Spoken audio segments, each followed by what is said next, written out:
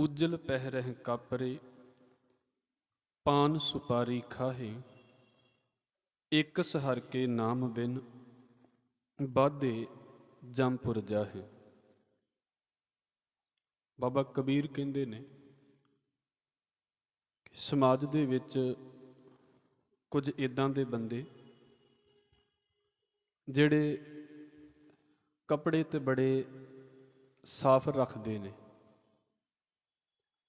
ਤੇ ਫਿਰ ਸ਼ੌਂਕੀਆ ਤੌਰ ਦੇ ਉੱਤੇ ਨਸ਼ਾ ਕਰਨ ਦੀ ਵੀ ਆਦਤ ਉਹਨਾਂ ਨੂੰ ਹੁੰਦੀ ਹੈ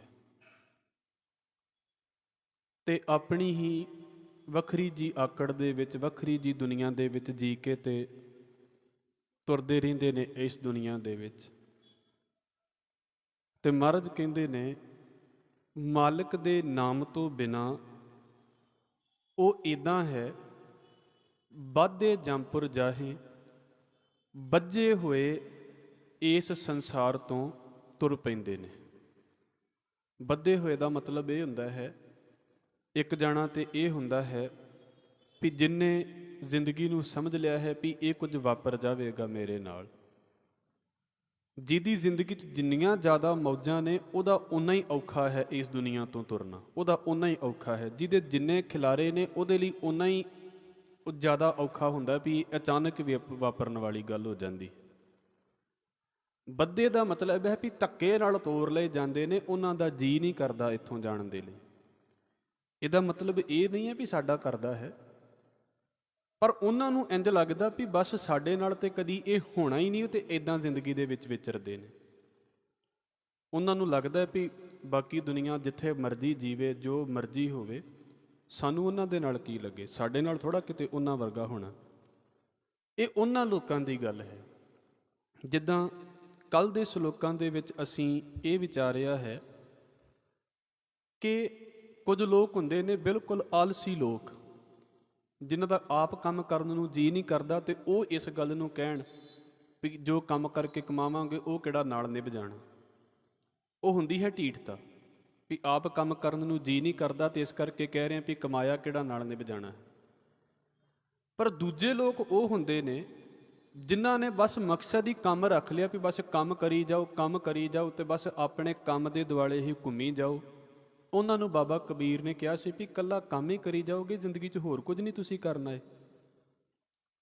ਹੁਣ ਇੱਦਾਂ ਹੀ ਸੁਸਾਇਟੀ ਦੇ ਵਿੱਚ, ਸਾਡੇ ਸਮਾਜ ਦੇ ਵਿੱਚ ਇੱਕ ਕੈਟਾਗਰੀ ਇੱਦਾਂ ਦੀ ਵੀ ਹੈ, ਜਿਹੜੇ ਉਹ ਨੇ ਹਰ ਇੱਕ ਮਰਜ਼ੀ ਦਾ ਕੰਮ ਕਰਨ ਵਾਲੇ, ਜੋ ਉਹਨਾਂ ਦਾ ਦਿਲ ਕਹਿੰਦਾ ਹੈ। ਮੇਰੇ ਖਿਆਲ ਦੇ ਨਾਲ ਬਹੁਤ ਵਿਰਲੇ ਬੰਦੇ ਇੱਦਾਂ ਦੇ ਹੁੰਦੇ ਨੇ, ਬਹੁਤ ਵਿਰਲੇ। ਸਾਡੀ ਜ਼ਿੰਦਗੀ ਦੇ ਵਿੱਚ ਤੁਰਦਿਆਂ ਤੁਰਦਿਆਂ ਨਾ ਸਾਨੂੰ ਕਿਤੇ ਨਾ ਕਿਤੇ ਇੰਝ ਲੱਗਣ ਲੱਗ ਪੈਂਦਾ ਵੀ ਮੇਰੀ ਆਹ ਗੱਲ ਨਹੀਂ ਮੰਨੀ ਗਈ, ਮੇਰੀ ਆਹ ਮਰਜ਼ੀ ਨਹੀਂ ਮੰਨੀ ਗਈ, ਇਸ ਕਰਕੇ ਮੈਨੂੰ ਲੱਗਦਾ ਵੀ ਮੈਂ ਬੜਾ ਔਖਾ ਜਿਹਾ ਹਾਂ ਜ਼ਿੰਦਗੀ ਦੇ ਵਿੱਚ, ਵੀ ਸਾਡੀਆਂ ਸਾਰੀਆਂ ਖਾਹਿਸ਼ਾਂ ਤੇ ਪੂਰੀਆਂ ਹੀ ਨਹੀਂ ਹੋਈਆਂ। ਫਿਰ ਕੁਝ ਇੱਦਾਂ ਦੇ ਹੋਣਗੇ, ਬਾਬਾ ਕਬੀਰ ਨੇ ਉੱਥੇ ਉਹਨਾਂ ਦੀ ਗੱਲ ਕੀਤੀ ਹੈ। ਕਹਿੰਦੇ ਵੀ ਅਸਲ ਦੇ ਵਿੱਚ ਨਾ ਸ਼ੌਂਕ ਹੁੰਦੇ ਨੇ ਲੋਕਾਂ ਦੇ ਕੁਝ, ਔਰ ਬਹੁਤੇ ਸ਼ੌਂਕ 'ਚ ਹੀ ਵਿਗੜ ਜਾਂਦੇ ਨੇ। ਇਹ ਨਹੀਂ ਕਿ ਸਾਰੇ ਵਿਗੜ ਜਾਂਦੇ ਨੇ, ਪਰ ਇਹਦਾ ਮਤਲਬ ਇਹ ਵੀ ਨਹੀਂ ਵੀ ਸਾਰੇ ਸੁਧਰੇ ਹੀ ਰਹਿੰਦੇ ਨੇ। ਤੁਸੀਂ ਵੇਖਦੇ ਜੇ ਪੈਸਾ ਕਈਆਂ ਨੂੰ ਮਾਰ ਵੀ ਦਿੰਦਾ ਤੇ ਕਈਆਂ ਨੂੰ ਤਾਰ ਵੀ ਦਿੰਦਾ। ਮੈਂ ਉਦਣ ਵੀ ਗੱਲ ਕੀਤੀ ਸੀ, ਭਾਈ ਵੀਰ ਸਿੰਘ ਕਹਿੰਦੇ ਹੁੰਦੇ ਵੀ ਸ਼ਹਿਦ ਦੀ ਮੱਖੀ ਜਿਹੜੀ ਹੁੰਦੀ ਹੈ ਨਾ, ਉਹ ਸ਼ਹਿਦ ਇਕੱਠਾ ਕਰਦੀ ਰਹਿੰਦੀ, ਉਹ ਕਿਤੇ ਨਹੀਂ ਫਸਦੀ, ਦੋ ਪਲ ਨਹੀਂ ਲਾਉਂਦੀ, ਉੱਡਣ ਲੱਗਿਆਂ ਸ਼ਹਿਦ ਤੋਂ ਉਸੇ ਵੇਲੇ ਉੱਡ ਜਾਂਦੀ ਹੈ। ਤੇ ਜਿਹੜੀ ਆਮ ਸਾਡੇ ਘਰਾਂ 'ਚ ਮੱਖੀ ਤੁਰੀ ਫਿਰਦੀ ਹੈ, ਇਹਨੂੰ ਸ਼ਹਿਦ ਤੇ ਬਿਠਾ ਦਿਓ, ਇਹਦੇ ਕੋਲੋਂ ਉੱਡਿਆ ਹੀ ਨਹੀਂ ਜਾਂਦਾ।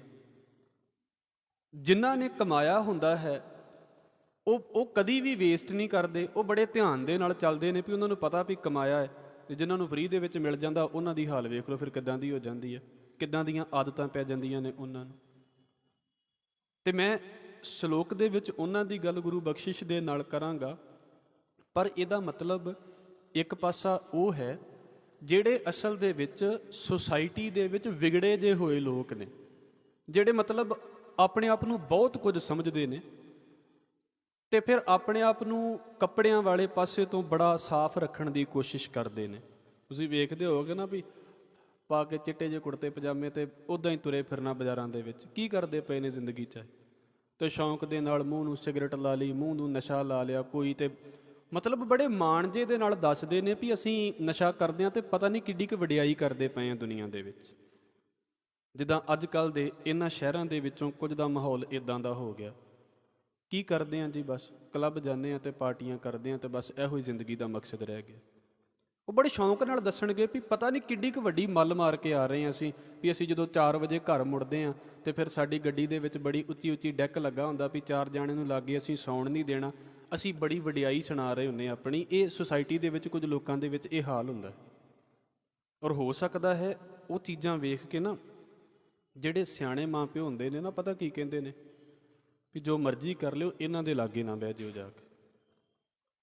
ਕਿਉਂਕਿ ਇਹਨਾਂ ਦੀ ਹਾਲ ਪਤਾ ਕੀ ਹੁੰਦੀ ਹੈ। ਭਾਈ ਗੁਰਦਾਸ ਸਾਹਿਬ ਇੱਕ ਕਹਿੰਦੇ ਨੇ, ਕਹਿੰਦੇ ਵੀ ਅਸਲ ਦੇ ਵਿੱਚ ਮਿੱਟੀ ਦਾ ਜਿਹੜਾ ਘੜਾ ਹੁੰਦਾ ਨਾ, ਉਹ ਭਾਵੇਂ ਜ਼ਮੀਨ 'ਤੇ ਡਿੱਗ ਪਵੇ ਅਤੇ ਭਾਵੇਂ ਉਹਦੇ ਉੱਤੇ ਪੱਥਰ ਮਾਰ ਦਿਓ, ਨੁਕਸਾਨ ਮਿੱਟੀ ਦੇ ਘੜੇ ਦਾ ਹੀ ਹੋਣਾ। ਮਾੜੇ ਬੰਦਿਆਂ ਦੇ ਲਾਗੇ ਅਸੀਂ ਜਾ ਕੇ ਬੈਠ ਗਏ ਅਤੇ ਅਸੀਂ ਇਸ ਕਰਕੇ ਬੈਠੇ ਵੀ ਸ਼ਾਇਦ ਸਾਡਾ ਕਿਤੇ ਬਚਾਅ ਹੋ ਜਾਵੇਗਾ। ਬਾਬਾ ਕਬੀਰ ਕਹਿੰਦੇ ਜਿੱਦਾਂ ਮਰਜ਼ੀ ਕਰ ਲਓ, ਨੁਕਸਾਨ ਸਾਡਾ ਹੀ ਹੋਣਾ, ਉਹਨਾਂ ਨੂੰ ਤਾਂ ਕੋਈ ਫਰਕ ਹੀ ਨਹੀਂ ਹੈਗਾ ਇਹਨਾਂ ਚੀਜ਼ਾਂ ਦੇ ਨਾਲ। ਤੈਸੇ ਹੀ ਅਸਾਧ ਸੰਗ ਪ੍ਰੀਤ ਹੋਂ ਵਿਰੋਧ ਬੁਰੋ, ਲੋਕ ਪ੍ਰਲੋਕ ਦੁੱਖ ਦੋਖ ਨਾ ਟਰਤ ਹੈ। ਪਹਿਲੀ ਗੱਲ ਤੇ ਇਹ ਹੈ ਵੀ ਜਿੱਦਾਂ ਜਿਹੜਾ ਬੰਦਾ ਹੈ ਹੀ ਬੇਪਰਵਾਹ ਜੀ ਕਿਸਮ ਦਾ ਹੈ, ਉਹਦੇ ਨਾਲ ਫਜ਼ੂਲ ਦਾ ਬਹਿਸਾਂਗੇ, ਸਾਡੇ ਪੱਲੇ ਕੀ ਛੱਡੇਗਾ। ਕਿਉਂਕਿ ਅਸੀਂ ਤਾਂ ਜਦੋਂ ਕਿਸੇ ਦੇ ਨਾਲ ਲੜਾਂਗੇ ਨਾ, ਅਸੀਂ ਸੋਚਾਂਗੇ ਵੀ 4 ਬੰਦਿਆਂ ਦੇ ਵਿੱਚ ਸਾਡੀ ਇੱਜ਼ਤ ਹੈ, ਕੱਲ੍ਹ ਨੂੰ ਬਰਾਬਰ ਰਿਸ਼ਤੇਦਾਰਾਂ ਦੇ ਵਿੱਚ ਨਿਕਲਣਾ ਹੈ ਅਤੇ ਰਿਸ਼ਤੇਦਾਰ ਸਾਡੇ ਬਾਰੇ ਕੀ ਗੱਲ ਕਰਨਗੇ, ਸੁਸਾਇਟੀ ਸਾਡੇ ਬਾਰੇ ਕੀ ਗੱਲ ਕਰੇਗੀ। ਅਤੇ ਜਿਹੜਾ ਹੈ ਹੀ ਇਹੋ ਜਿਹੀ ਆਕੜ ਦੇ ਵਿੱਚ ਤੁਰਿਆ ਫਿਰਦਾ, ਉਹਨੂੰ ਸੁਸਾਇਟੀ ਦੇ ਨਾਲ ਕੋਈ ਮਤਲਬ ਹੀ ਨਹੀਂ। ਅਸੀਂ ਸੋਚਾਂਗੇ ਵੀ ਪਿੱਛੇ ਹੋ ਜਾਈਏ ਅਤੇ ਉਹ ਸੋਚੇਗਾ ਵੀ ਨਹੀਂ, ਇਹ ਤਾਂ ਡਰ ਕੇ ਹੋ ਗਏ ਨੇ ਮੇਰੇ ਉੱਤੇ, ਸਾਡੇ ਉੱਤੇ ਹਾਵੀ ਹੋਣ ਦੀ ਕੋਸ਼ਿਸ਼ ਕਰੇਗਾ। ਇਹ ਉਹਨਾਂ ਲੋਕਾਂ ਦੀ ਗੱਲ ਹੈ, ਬਸ ਲਿਸ਼ਕ ਪੁਸ਼ਕ ਕੇ ਆਪਣੀ ਜ਼ਿੰਦਗੀ ਜੀਣੀ, ਮਰਜ਼ੀਆਂ ਦੇ ਕੰਮ ਕਰਨੇ। ਮਰਦ ਕਹਿੰਦੇ ਨੇ ਵੀ ਇੰਨੀਆਂ ਮਰਜ਼ੀਆਂ ਕੀਤੀਆਂ ਹੁੰਦੀਆਂ ਨੇ, ਦੁਨੀਆ ਛੱਡਣ ਨੂੰ ਜੀ ਨਹੀਂ ਕਰਦਾ। ਤੇ ਛੱਡਣ ਵੀ ਕਿਉਂ, ਉਹਨਾਂ ਨੂੰ ਲੱਗਦਾ ਵੀ ਸਾਡੇ ਨਾਲ ਥੋੜ੍ਹਾ ਇੱਦਾਂ ਵਾਪਰਨਾ। ਮਰਦ ਕਹਿੰਦੇ ਨੇ ਉਜਲ ਪਹਿਰੇ ਕਾਪਰੇ, ਕਬੀਰ ਉਜਲ ਪਹਿਰੇ ਕਾਪਰੇ। ਇਹਦਾ ਮਤਲਬ ਇਹ ਨਹੀਂ ਹੈ ਵੀ ਚੰਗੇ ਕੱਪੜੇ ਪਾਉਣੇ ਨਹੀਂ ਨੇ, ਪਰ ਇੱਥੇ ਉਹਨਾਂ ਲੋਕਾਂ ਦੇ ਬਾਰੇ ਆ ਵੀ ਜਿਹੜੇ ਕੱਖ ਭੰਨ ਕੇ ਦੋਹਰਾ ਨਹੀਂ ਕਰਦੇ। ਸਵੇਰ ਤੋਂ ਬਸ ਕੀ ਕਰਨਾ ਜੀ, ਤਿਆਰ ਹੋ ਕੇ ਕਦੀ ਕਿਸੇ ਮੋੜ 'ਤੇ ਖਲੋ ਜਾਓ ਅਤੇ ਕਦੀ ਕਿਸੇ ਮੋੜ 'ਤੇ ਖਲੋ ਜਾਓ, ਸਾਰਾ ਦਿਨ ਇਹੋ ਹੀ ਕੰਮ ਹੈ। ਕਿਉਂ, ਕਮਾਇਆ ਹੀ ਬੜਾ, ਘਰਦਿਆਂ ਨੇ ਲੋੜ ਹੀ ਨਹੀਂ ਹੈਗੀ। ਅਤੇ ਜੇ ਕਮਾਉਣਾ ਵੀ ਪੈ ਜਾਵੇ ਤਾਂ ਫਿਰ ਜੂਆ ਖੇਡ ਕੇ ਕਮਾ ਲਓ, ਕਮਾਉਣਾ ਵੀ ਪੈ ਜਾਵੇ ਤਾਂ ਗਲਤ ਖੇਡ ਕੇ ਕਮਾ ਲਓ, ਫਿਰ ਕੀ ਹੈ, ਕੋਈ ਫਰਕ ਪੈਂਦਾ। ਉਹਨਾਂ ਨੂੰ ਮਤਲਬ ਹੀ ਨਹੀਂ ਇਹਨਾਂ ਗੱਲਾਂ ਦੇ ਨਾਲ। ਔਰ ਤੁਸੀਂ, ਮੈਂ ਇੱਕ ਆਪ ਜੀ ਦੇ ਅੱਗੇ ਬੇਨਤੀ ਕਰ ਦੇਵਾਂ, ਦਾਤਾਰ ਨੇ ਕੁਝ ਨਾ ਸ਼ੌਂਕ ਬੋਲੇ ਹੋਏ ਨੇ ਬੰਦਿਆਂ ਦੇ, ਵੀ ਇਹੋ ਹੀ ਸ਼ੌਂਕ ਦੇ ਵਿੱਚ ਜ਼ਿੰਦਗੀ ਜੀ ਕੇ ਚਲੇ ਜਾਂਦੇ ਨੇ ਵੀ ਪਤਾ ਨਹੀਂ ਅਸੀਂ ਕਿੱਡੀ ਕੁ ਵੱਡੀ ਜ਼ਿੰਦਗੀ ਜੀ ਕੇ ਗਏ। ਕਿਸੇ ਵੇਲੇ ਸਾਨੂੰ ਇੰਝ ਲੱਗਦਾ ਹੋਵੇਗਾ ਨਾ ਵੀ ਅਸੀਂ ਸਾਰਾ ਦਿਨ ਕੰਮ ਕਰਦੇ ਰਹਿੰਦੇ ਹਾਂ, ਉਹ ਸਾਰਾ ਦਿਨ ਵਿਹਲੇ ਖਲੋਤੇ ਰਹਿੰਦੇ ਨੇ, ਅਤੇ ਕੱਪੜੇ ਵੀ ਸਾਡੇ ਨਾਲੋਂ ਚੰਗੇ, ਕੱਪੜੇ ਵੀ ਸਾਡੇ ਨਾਲੋਂ ਵਧੀਆ, ਅਤੇ ਪਤਾ ਨਹੀਂ ਸਾਡੇ ਨਾਲੋਂ ਕਿਤੇ ਕਿੰਨੇ ਕੁੱਚੇ ਹੋਣਗੇ। ਅਤੇ ਜਿਹੜੇ ਨਾਲ ਰਹਿੰਦੇ ਉਹਨਾਂ ਨੂੰ ਪਤਾ ਵੀ ਕਿੱਦਾਂ ਕੱਟਦੇ ਪਏ ਨੇ ਜ਼ਿੰਦਗੀਆਂ। ਅਤੇ ਹੁਣ ਤਾਂ ਤੁਸੀਂ ਤਾਂ ਚਲੋ ਮੇਰੇ ਨਾਲੋਂ ਜ਼ਿਆਦਾ ਵਿਚਰਦੇ ਪਏ ਜੇ, ਉਹ ਬੰਦਿਆਂ ਨਾਲੋਂ ਬੀਬੀਆਂ ਦੇ ਹਾਲ ਜ਼ਿਆਦਾ ਮਾੜੇ ਹੋ ਗਏ ਨੇ ਉਹਨਾਂ ਦੇ ਵਿੱਚ। ਉਹ ਵੀ ਬਰਾਬਰ ਹੋ ਕੇ ਸਿਗਰਟਾਂ ਪੀ ਰਹੀਆਂ ਹੁੰਦੀਆਂ ਨੇ, ਵੀ ਪਤਾ ਨਹੀਂ ਕਿੱਡੇ ਕਮਾਣ ਦੀ ਗੱਲ ਕਰਦੀਆਂ ਪਈਆਂ ਨੇ। ਔਰ ਇਹਨੂੰ ਪਤਾ ਕੀ ਕਿਹਾ ਜਾਂਦਾ ਹੈ, ਇਹਨੂੰ ਕਿਹਾ ਜਾਂਦਾ ਹੈ ਵੀ ਸਾਡਾ ਕਲਚਰ ਲੋਕਾਂ ਦੇ ਨਾਲੋਂ ਅੱਗੇ ਹੈ। ਮਤਲਬ ਸਿਗਰਟਾਂ ਪੀ ਪੀ ਕੇ ਬੁੱਲ ਕਾਲੇ ਕਰ ਲਏ ਜਾਣ ਅਤੇ ਇਹ ਕਲਚਰ ਹੈ, ਫੇਫੜੇ ਗਾਲ ਲਏ ਜਾਣ ਅਤੇ ਇਹ ਕਲਚਰ ਹੈ, ਇਹਨੂੰ ਕਲਚਰ ਕਿਹਾ ਜਾਂਦਾ। ਅਸਲ ਦੇ ਵਿੱਚ ਪ੍ਰੋਬਲਮ ਕੀ ਹੁੰਦੀ ਹੈ, ਮੈਜੋਰਿਟੀ ਦੀ।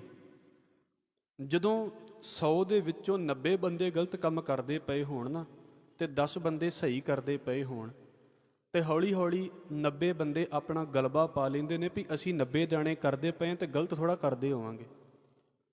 ਔਰ ਇਸੇ ਕਰਕੇ ਪ੍ਰੋਬਲਮ ਇੱਥੋਂ ਸ਼ੁਰੂ ਹੋ ਜਾਂਦੀ ਹੈ। ਵੇਖਣ ਵਾਲੇ ਨੂੰ ਵੀ ਲੱਗਦਾ 90 ਜਾਣੇ ਕਰਦੇ ਪਏ ਨੇ, ਮੈਂ ਕਰ ਲਿਆ ਅਤੇ ਕੀ ਫਰਕ ਪੈ ਗਿਆ। ਪਰ ਮਹਾਰਾਜ ਕੀ ਕਹਿੰਦੇ ਨੇ, ਇੱਕ ਅਵਕਟ ਘਾਟੀ ਰਾਮ ਕੀ ਤੇਹ ਚੜ੍ਹ ਰਹੇ ਹੋ ਕਬੀਰ। ਜ਼ਰੂਰੀ ਨਹੀਂ ਹੈ ਵੀ ਜੇ 1000 ਬੰਦਾ ਕੋਈ ਕੰਮ ਕਰਦਾ ਪਿਆ ਅਤੇ ਸਹੀ ਹੀ ਕਰਦਾ ਪਿਆ ਹੋਵੇਗਾ। ਮੈਂ ਤਾਂ ਅਕਸਰ ਗੱਲ ਕਹਿੰਦਾ ਹੁੰਦਾ ਕਿ ਜਿਸ ਵੇਲੇ ਹਰਿਦੁਆਰ ਦੇ ਵਿੱਚ ਮਹਾਰਾਜ ਪਾਣੀ ਦੇ ਰਹੇ ਸੀ, ਬਾਕੀ ਤਾਂ ਨਹੀਂ ਸੀ ਪਾਣੀ ਦੇ ਰਹੇ, ਬਾਕੀ ਤਾਂ ਸੂਰਜ ਵੱਲ ਨੂੰ ਪਾਣੀ ਦੇ ਰਹੇ ਸੀ, ਉੱਥੇ 1000 ਬੰਦਾ ਵੀ ਹੋ ਸਕਦਾ। ਪਰ ਮਹਾਰਾਜ ਨੇ ਇਹ ਤਾਂ ਨਹੀਂ ਕਿਹਾ ਵੀ ਲੈ 1000 ਜਣਾ ਪਾਣੀ ਦੇ ਰਿਹਾ ਕਿਤੇ ਗਲਤ ਥੋੜ੍ਹਾ ਹੋਵੇਗਾ। ਨਹੀਂ, ਜੇ ਅਸੀਂ ਸਹੀ ਹਾਂ ਤਾਂ ਫਿਰ ਇਕੱਲੇ ਵੀ ਸਹੀ ਹਾਂ, ਅਤੇ ਜੇ ਅਸੀਂ ਗਲਤ ਹਾਂ ਤਾਂ ਫਿਰ ਹਜ਼ਾਰਾਂ 'ਚ ਵੀ ਗਲਤ ਹਾਂ। ਔਰ ਉਹਨਾਂ ਚੀਜ਼ਾਂ ਦੇ ਬਾਰੇ ਮਹਾਰਾਜ ਕਹਿੰਦੇ ਨੇ, ਬੰਦੇ ਨੇ ਨਾ ਸ਼ੌਂਕ ਜੇ ਪਾਲੇ ਹੁੰਦੇ ਨੇ, ਵੀ ਕਦੀ ਕਬੂਤਰਾਂ ਦੇ ਸ਼ੌਂਕ ਪਾਲ ਲਏ। ਇਹ ਤੁਸੀਂ ਵੇਖਿਓ ਲੋਕਾਂ ਨੂੰ ਆਦਤਾਂ ਹੁੰਦੀਆਂ ਨੇ, ਖਾਸ ਕਰਕੇ ਵਿਹਲੇ ਲੋਕਾਂ ਦੀਆਂ, ਜਿਹਨਾਂ ਨੂੰ ਤਾਂ ਵਿਚਾਰਿਆਂ ਨੂੰ ਕੰਮ 'ਚ ਵੇਲ ਨਹੀਂ ਲੱਗਦਾ ਵੀ 8 ਘੰਟੇ ਆਫਿਸ ਜਾਓ, ਤਾਂ ਆਫਿਸ ਵਾਲੇ ਹੀ ਇੰਨੀਆਂ ਮਤਲਬ ਕੰਮ ਲੈ ਲੈਂਦੇ ਨੇ ਇੰਨਾ ਵੀ ਬਾਅਦ 'ਚ ਆ ਕੇ ਸੌਣ ਦਾ ਅਤੇ ਰੋਟੀ ਖਾਣ ਦਾ ਹੀ ਟਾਈਮ ਲੱਗਦਾ, ਬਾਅਦ 'ਚ ਟਾਈਮ ਹੀ ਨਹੀਂ ਲੱਗਦਾ। ਅਸੀਂ ਵੇਖਦੇ ਹਾਂ ਖਾਸ ਕਰਕੇ ਪ੍ਰਾਈਵੇਟ ਜਿਹੜਾ ਸੈਕਟਰ ਹੁੰਦਾ, ਤੇ ਉਹ ਸਿੱਧੀ ਜੀ ਗੱਲ ਹੈ ਵੀ ਜਿਹਨੇ ਤਨਖਾਹ 50,000 ਦੇਣੀ ਉਹਨੇ ਕੰਮ ਵੀ ਤੇ ਲੱਖ ਦਾ ਲੈਣਾ ਨਾ। ਫਿਰ ਹੁਣ ਜਿਹਨੇ ਕੰਮ ਲੱਖ ਦਾ ਲਿਆ ਹੈ ਉਹ ਮਾਈਂਡ ਦੀ ਹਾਲਤ ਕਿੱਦਾਂ ਦੀ ਕਰਕੇ ਰੱਖ ਦਿੰਦਾ 8 ਘੰਟਿਆਂ ਬਾਅਦ ਸਾਨੂੰ ਪਤਾ ਹੁੰਦਾ ਵੀ ਕਿੱਦਾਂ ਡਿੱਗਦੇ ਨੇ ਬੰਦੇ ਆ ਕੇ। ਅਤੇ ਮੈਂ ਕਹਿੰਦਾ ਵੀ ਸ਼ੁਕਰ ਹੈ ਮਾਲਕ ਨੇ ਬਚਾਏ ਹੋਏ ਨੇ। ਤੁਸੀਂ ਵੇਖੋ ਨਾ, ਕਈ ਵਾਰ ਅਸੀਂ ਇਸ ਗੱਲ ਨੂੰ ਵੇਖਦੇ ਹਾਂ ਵੀ 8-8 ਕਿਲੋ ਦਾ ਉਹਨਾਂ ਦਾ ਬੈਗ ਹੁੰਦਾ, ਵਿਚਾਰੇ ਮੋਢਿਆਂ 'ਤੇ ਪਾ ਕੇ ਆ ਰਹੇ ਹੁੰਦੇ ਨੇ, ਫਿਰ ਵੀ ਸੋਚਦੇ ਨੇ ਵੀ ਚਲੋ ਗੁਰਦੁਆਰੇ ਮੱਥਾ ਟੇਕ ਜਾਈਏ। ਨਹੀਂ ਤਾਂ ਦੁਨੀਆ ਕਿੱਧਰ ਤੁਰ ਪੈਂਦੀ ਹੈ, ਤੁਹਾਨੂੰ ਪਤਾ ਹੀ ਹੈ। ਸਵੇਰ ਆਉਂਦੇ ਨੇ, ਬੈਗ ਲੈ ਕੇ ਆਉਂਦੇ ਨੇ, ਰੋਟੀ ਵਾਲੇ ਟਿਫਨ ਵੱਖਰੇ ਲੈ ਕੇ ਆਉਂਦੇ ਨੇ। ਉੱਥੇ 8 ਘੰਟੇ ਬਹਿ ਕੇ ਕੰਮ ਕਰਨਾ ਕਿਤੇ ਸੌਖੀ ਖੇਡ ਥੋੜ੍ਹਾ ਹੈ। ਪਰ ਦੂਜੇ ਪਾਸੇ ਜਿਹੜੇ ਸਾਰਾ ਦਿਨ ਹੀ ਵਿਹਲੇ ਨੇ, ਕੋਈ ਕੰਮ ਨਹੀਂ ਜ਼ਿੰਦਗੀ ਦੇ ਵਿੱਚ, ਇੱਧਰੋਂ ਮੰਜੇ ਤੋਂ ਉੱਠੇ ਦੂਜੇ ਮੰਜੇ 'ਤੇ, ਉੱਧਰੋਂ ਉੱਠੇ ਤੀਜੇ ਮੰਜੇ 'ਤੇ, ਅਤੇ ਫਿਰ ਬੈਠਿਆਂ ਭੁੱਖ ਲੱਗ ਗਈ ਤੇ ਖਾ ਪੀ ਲਓ। ਚਲੋ ਉਹ ਵੀ ਘਾਟ ਨਹੀਂ ਵੀ ਕੀ ਛੱਡੋ ਪਰਾਂ, ਬਾਹਰੋਂ ਹੀ ਮੰਗਾ ਲਓ, ਉੱਥੇ ਖਾ ਕੇ ਮਨ ਮਰਜ਼ੀਆਂ ਕੀਤੀਆਂ ਜ਼ਿੰਦਗੀ ਦੇ ਵਿੱਚ। ਅਤੇ ਫਿਰ ਸ਼ੌਂਕ ਪਾਲ ਲਏ ਨੇ ਕੁਝ। ਸ਼ੌਂਕ ਪਾਲਣੇ ਕਾਹਦੇ ਹੋ ਗਏ? ਬਾਬਾ ਕਬੀਰ ਕਹਿੰਦੇ ਨੇ, ਹਾਥ ਤਾਂ ਡੋਰ, ਮੁੱਖ ਖਾਇਓ ਤੰਬੂਰ। ਤੁਸੀਂ ਕਿਤੇ ਵੇਖੋਗੇ ਨਾ ਇਸ ਖਬਰ ਨੂੰ, ਪਹਿਲਾਂ ਸਾਡੇ ਵੀ ਹੁੰਦਾ ਸੀ, ਹੁਣ ਵੀ ਹੈ ਨੇ ਵੈਸੇ। ਜਿੱਦਾਂ ਸਾਊਦੀ ਦੇ ਵਿੱਚ ਜਾਂ ਖਾਸ ਕਰਕੇ ਤੁਸੀਂ ਵੇਖੋਗੇ ਉਹਨਾਂ ਲੋਕਾਂ ਨੇ ਨਾ ਬਾਜ ਪਾਲੇ ਹੁੰਦੇ ਨੇ। ਇੱਧਰ ਲੋਕ ਕਬੂਤਰ ਪਾਲਦੇ ਨੇ ਜ਼ਿਆਦਾ, ਆਪਣੀ ਸ਼ੌਂਕ ਦੀ ਖਾਤਰ ਜਾਨਵਰ ਪਾਲੇ ਹੋਏ ਨੇ ਵੀ ਕਦੀ ਕੋਈ ਵੀ ਜਾਨਵਰ ਹੋ ਸਕਦਾ ਹੈ, ਸਾਰਾ ਦਿਨ ਬਸ ਇਹਦੇ ਨਾਲ ਹੀ ਚੰਬੜੇ ਰਹੋ, ਜਾਨਵਰ ਦੇ ਨਾਲ। ਲੋੜ ਲਈ ਰੱਖਿਆ ਹੈ, ਬੜੀ ਵਧੀਆ ਗੱਲ ਹੈ। ਪਰ ਮੈਂ ਇਹ ਵੀ ਬੇਨਤੀ ਕਰ ਦੇਵਾਂ, ਜੇ ਸਾਰੀ ਜ਼ਿੰਦਗੀ ਉਹਦੇ ਦੁਆਲੇ ਘੁੰਮਦੀ ਫਿਰਦੀ ਹੈ ਤੇ ਕੀ ਕਰਨਾ ਹੈ ਅਸੀਂ ਜ਼ਿੰਦਗੀ ਦੇ ਵਿੱਚ? ਇੱਕ ਵਾਰ ਤਾਂ ਸੋਚਣ ਦੀ ਲੋੜ ਹੈ ਨਾ ਥੋੜ੍ਹੀ ਜਿਹੀ ਸਾਨੂੰ, ਵੀ ਸਾਰਾ ਦਿਨ ਕਬੂਤਰਾਂ ਦੇ ਦੁਆਲੇ ਹੀ ਹੋਇਆ ਰਹਿਣਾ। ਮਹਾਰਾਜ ਕਹਿੰਦੇ ਨੇ ਫਿਰ ਕੀ ਕਰਦੇ ਨੇ, ਨਾਲੇ ਤੇ ਹਾਥ ਤਾਂ ਡੋਰ, ਭਾਵ ਹੱਥਾਂ ਦੇ ਵਿੱਚ ਤੇ ਉਹਨਾਂ ਨੇ ਜਾਨਵਰਾਂ ਦੀਆਂ ਡੋਰਾਂ ਫੜੀਆਂ ਹੋਈਆਂ ਨੇ। ਇਹੋ ਹੀ ਸ਼ੌਂਕ ਹੈ ਉਹਨਾਂ ਦੇ, ਤੇ ਤੂਤੇ ਸ਼ੌਂਕ ਹੀ ਨਹੀਂ ਨੇ। ਮੁੱਖ ਖਾਇਓ ਤੰਬੂਰ, ਤੇ ਮੂੰਹ ਦੇ ਵਿੱਚ ਬਸ ਪਾਨ ਖਾਈ ਜਾਂਦੇ ਨੇ। ਹੁਣ ਤੇ ਪਾਨ ਦਾ ਤੇ ਸਿਸਟਮ ਪੁਰਾਣਾ ਹੁੰਦਾ ਸੀ, ਹੁਣ ਤੇ ਨਵੇਂ ਨਸ਼ੇ ਆ ਗਏ ਨੇ। ਤੁਸੀਂ ਸਾਰੇ ਕਿਤੇ ਸੁਣਦੇ ਹੋਵੋਗੇ ਇਹਨਾਂ ਦੇ ਬਾਰੇ, ਕਿੱਦਾਂ ਦੇ ਹਾਲਾਤ ਹੋ ਗਏ। ਔਰ ਸ਼ੌਂਕ ਕੀ ਨੇ? ਬਸ ਇਹੋ ਹੀ ਸ਼ੌਂਕ ਨੇ, ਨੱਚ ਲਿਆ, ਗਾ ਲਿਆ, ਖਾ ਲਿਆ, ਪੀ ਲਿਆ, ਤੇ ਬਸ ਜ਼ਿੰਦਗੀ ਜੀ ਕੇ ਚਲੇ ਗਏ। ਬਾਬਾ ਕਬੀਰ ਕਹਿੰਦੇ ਇਹਨਾਂ ਬੰਦਿਆਂ ਦਾ ਨਾ ਜ਼ਿੰਦਗੀ ਛੱਡਣ ਨੂੰ ਜੀ ਨਹੀਂ ਕਰਦਾ। ਤੇ ਮੈਂ ਇੱਕ ਬਚਨ ਆਪ ਜੀ ਦੇ ਅੱਗੇ ਰੱਖ ਦੇਵਾਂ। ਸਤਿਗੁਰੂ ਗੁਰੂ ਨਾਨਕ ਸਾਹਿਬ ਮਹਾਰਾਜ ਕਹਿੰਦੇ ਅਸਲ ਦੇ ਵਿੱਚ ਇਹੀ ਜ਼ਿੰਦਗੀ ਇਹਨਾਂ ਨੂੰ ਬਾਅਦ ਦੇ ਵਿੱਚ ਔਖੀ ਕਰਦੀ ਹੈ। ਇਹਦਾ ਮਤਲਬ ਇਹ ਨਹੀਂ ਮਹਾਰਾਜ ਕਹਿੰਦੇ ਵੀ ਜ਼ਿੰਦਗੀ 'ਚ ਸੁੱਖ ਨਹੀਂ ਹੋਣੇ ਚਾਹੀਦੇ, ਪਰ ਮਹਾਰਾਜ ਇੱਦਾਂ ਕਹਿੰਦੇ ਨੇ ਵੀ ਜੇ ਕਿਤੇ ਐਵੇਂ ਆਪਣੀ ਆਕੜ ਦੇ ਵਿੱਚ ਤੁਰਦੇ ਫਿਰਦੇ ਰਹੇ ਨਾ, ਤੇ ਫਿਰ ਕੀ ਹੁੰਦਾ ਹੈ? ਕੱਪੜ ਰੂਪ ਸੁਹਾਵਣਾ, ਛੱਡ ਦੁਨੀਆ ਅੰਦਰ ਜਾਵਣਾ। ਕੱਪੜਾ ਤੇ ਰੂਪ, ਸਰੀਰ ਤੇ ਰੂਪ, ਇਹ ਛੱਡ ਕੇ ਚਲੇ ਜਾਣਾ ਇਸ ਦੁਨੀਆ ਦੇ ਵਿੱਚ। ਮੰਦਾ ਚੰਗਾ ਆਪਣਾ, ਆਪੇ ਹੀ ਕੀਤਾ ਪਾਵਣਾ। ਜੋ ਕੁਝ ਮੈਂ ਕੀਤਾ ਹੈ, ਭਾਵੇਂ ਚੰਗਾ ਹੈ ਤੇ ਮਾੜਾ ਕੀਤਾ ਹੈ, ਮੈਂ ਆਪਣਾ ਕੀਤਾ ਆਪ ਹੀ ਪਾਵਾਂਗਾ। ਫਿਰ ਗੁਰੂ ਸਾਹਿਬ ਕਹਿੰਦੇ, ਹੁਕਮ ਕੀਏ ਮਨ ਭਾਵਦੇ, ਮਨ ਭਾਉਂਦੇ ਆਰਡਰ ਕੀਤੇ, ਮਨ ਭਾਉਂਦੀਆਂ ਗੱਲਾਂ ਕੀਤੀਆਂ ਵੀ ਮੇਰੀ ਮਰਜ਼ੀ ਚੱਲੇ। ਫਿਰ ਅਸੀਂ ਤੇ ਉਹੋ ਜਿਹੇ ਬੈਠੇ ਹੋਵਾਂਗੇ, ਸਾਨੂੰ ਲੱਗਦਾ ਵੀ ਸਾਡੀ ਉੱਥੇ ਨਹੀਂ ਮੰਨੀ ਗਈ, ਇੱਥੇ ਸਾਡੀ ਮਾਂ ਪਿਓ ਨੇ ਨਹੀਂ ਮੰਨੀ, ਇੱਥੇ ਸਾਡੀ ਉਹਨੇ ਨਹੀਂ ਮੰਨੀ, ਇੱਥੇ ਸਾਡੀ ਉੱਥੇ ਨਹੀਂ ਗੱਲ ਮੰਨੀ ਗਈ। ਸਾਨੂੰ ਇੰਝ ਲੱਗੇਗਾ ਵੀ ਸਾਡੀ ਸ਼ਾਇਦ ਕੋਈ ਮੰਨਦਾ ਹੀ ਨਹੀਂ। ਮਹਾਰਾਜ ਕਹਿੰਦੇ ਹੁਕਮ ਕੀਏ ਮਨ ਭਾਵਦੇ, ਮਨ ਭਾਉਂਦੇ ਹੁਕਮ ਕੀਤੇ, ਪਰ ਕੀ ਕੀਤਾ ਹੈ? ਰਾਹ ਭੀੜੈ ਅੱਗੇ ਜਾਵਣਾ, ਆਪਣੀ ਜ਼ਿੰਦਗੀ ਨੂੰ ਆਪ ਹੋਰ ਔਖਾ ਕਰ ਲਿਆ, ਆਪਣੀ ਜ਼ਿੰਦਗੀ ਨੂੰ ਹੋਰ ਔਖਾ ਕਰ ਲਿਆ। ਰਾਹ ਭੀੜੈ ਅੱਗੇ ਜਾਵਣਾ, ਨੰਗਾ ਦੋਜ਼ਕ ਚਾਲਿਆ ਤਾਂ ਦਿਸੈ ਖਰਾ ਡਰਾਵਣਾ। ਮਹਾਰਾਜ ਕਹਿੰਦੇ ਇਹਨਾਂ ਬੰਦਿਆਂ ਦੀ ਸ਼ਕਲ ਦੇ ਵੱਲ ਚੰਗੀ ਤਰ੍ਹਾਂ ਵੇਖੋਗੇ ਨਾ, ਮੈਂ ਕੱਲ੍ਹ ਵੀ ਸੰਖੇਪ ਜੀ ਬੇਨਤੀ ਕੀਤੀ ਸੀ ਕਿ ਅਸਲ ਦੇ ਵਿੱਚ ਜੋ ਪ੍ਰਗਟ ਹੋਣਾ ਹੈ ਨਾ, ਸਾਡੇ ਚਿਹਰੇ 'ਤੇ ਪ੍ਰਗਟ ਹੋ ਜਾਂਦਾ। ਅਸੀਂ ਕਿੱਦਾਂ ਦੇ ਸਾਡੇ ਚਿਹਰਿਆਂ 'ਤੇ ਲਿਖਿਆ ਪਿਆ। ਉਹ ਵੱਖਰੀ ਗੱਲ ਹੈ, ਉੱਤੇ ਸੰਸਥਾਵਾਂ ਹੁੰਦੀਆਂ ਨੇ ਵੀ ਸਰਟੀਫਿਕੇਟ ਦੇ ਦਿੰਦੀਆਂ ਨੇ ਵੀ ਬੰਦੇ ਦਾ ਕਰੈਕਟਰ ਸਰਟੀਫਿਕੇਟ ਹੈ, ਉਹ ਨੌਕਰੀਆਂ ਨਾਕਰੀਆਂ ਲਈ ਠੀਕ ਹੈ। ਇਹ ਤਾਂ ਮੂੰਹ 'ਤੇ ਲਿਖਿਆ ਪਿਆ ਵੀ ਅਸੀਂ ਕਿੱਦਾਂ ਦੇ ਹਾਂ। ਮਹਾਰਾਜ ਨੂੰ ਪੜ੍ਹ ਕੇ ਵੇਖ ਲਓ। ਹਜ਼ੂਰ ਕਹਿੰਦੇ ਨਾਨਕ ਤੇ ਮੁਖ ਉਜਲੇ, ਕਈਆਂ ਦੇ ਮੂੰਹ ਬੜੇ ਚਿਹਰੇ, ਸਤਿਗੁਰੂ ਕਹਿੰਦੇ ਬੜੇ ਉਜਲੇ ਨੇ, ਪਰ ਕਈਆਂ ਦੇ ਨਾਲ ਮਹਾਰਾਜ ਕੀ ਕਹਿੰਦੇ ਨੇ? ਭਾਈ ਗੁਰਦਾਸ ਸਾਹਿਬ ਕਹਿੰਦੇ ਨੇ ਗੁਰਮੁਖ ਦਰਗਾਹ ਸੁਰਖਰੂ, ਉਹਨਾਂ ਦੇ ਚਿਹਰੇ ਬੜੇ ਲਾਲ ਨੇ। ਤੇ ਦੂਜੇ ਪਾਸੇ ਸਿਆਹੋਂ ਹੋਵਾ ਸੇਤ, ਮੌਤ ਆ ਜਾਂਦੀ ਹੈ ਤੇ ਰੰਗ ਬਦਲਦੇ ਨੇ। ਇੱਦਾਂ ਕਈਆਂ ਦੇ ਬੰਦੇ ਜਿਉਂਦਿਆਂ ਦੇ ਸ਼ਕਲਾਂ ਦੇ ਵੱਲ ਵੇਖ ਕੇ ਇੰਝ ਲੱਗਦਾ ਵੀ ਜਿੱਦਾਂ ਪਤਾ ਨਹੀਂ ਕਿੰਨੀਆਂ ਕੁ ਲੋਕਾਂ ਦੀਆਂ ਬਦਦੁਆਵਾਂ ਸ਼ਕਲਾਂ 'ਤੇ ਇਕੱਠੀਆਂ ਕੀਤੀਆਂ ਹੋਈਆਂ। ਬੁਰਾ ਨਾ ਮਨਾਇਓ, ਇਸ ਗੱਲ ਨੂੰ ਸੋਚ ਕੇ ਵੇਖਿਓ ਕਿ ਨਾ TV ਦੇ ਉੱਤੇ ਨਾਟਕ ਆ ਰਿਹਾ ਸੀ, ਉਹ ਕੋਈ ਨੇਤਾ ਫੜਿਆ ਹੋਇਆ ਸੀ ਉਹਨਾਂ ਨੇ, ਤੇ ਉੱਥੇ ਉਹਨਾਂ ਨੇ ਇੱਕ ਗੱਲ ਬੋਲੀ ਸੀ ਵੀ ਤੇਰੀ ਸ਼ਕਲ ਵੱਲ ਵੇਖ ਕੇ ਇੰਝ ਲੱਗਦਾ ਵੀ ਜਿੱਦਾਂ ਤੂੰ ਪਤਾ ਨਹੀਂ ਕਿੰਨੀਆਂ ਲੋਕਾਂ ਦੀਆਂ ਬਦਦੁਆਵਾਂ ਇਕੱਠੀਆਂ ਕੀਤੀਆਂ ਨੇ। ਹੁਣ ਸੋਚੋ ਵੀ ਜਿਹੜੇ ਬੰਦੇ ਨੇ ਲੋਕਾਂ ਦੀਆਂ ਬਦਸੀਸਾਂ ਹੀ ਇਕੱਠੀਆਂ ਕੀਤੀਆਂ ਹੋਈਆਂ, ਉਹਨਾਂ ਦਾ ਚਿਹਰਾ ਕਿੱਦਾਂ ਦਾ ਹੋ ਗਿਆ ਹੋਵੇਗਾ। ਇਹ ਨਹੀਂ ਵੀ ਅਸਰ ਨਹੀਂ ਹੁੰਦਾ, ਜੇ ਲੋਕਾਂ ਦੀਆਂ ਗੱਲਾਂ ਸੁਣ ਕੇ ਅਸੀਸਾਂ ਦਾ ਅਸਰ ਹੁੰਦਾ ਨਾ, ਤੇ ਲੋਕਾਂ ਦੀਆਂ ਬਦ ਅਸੀਸਾਂ ਦਾ ਵੀ ਇਦਾਂ ਹੀ ਅਸਰ ਹੁੰਦਾ। ਇਹ ਤਾਂ ਪੱਕੀ ਗੱਲ ਹੈ, ਭਾਵੇਂ ਅੱਜ ਮੰਨਦੇ ਹਾਂ ਤੇ ਭਾਵੇਂ ਨਹੀਂ ਮੰਨਦੇ।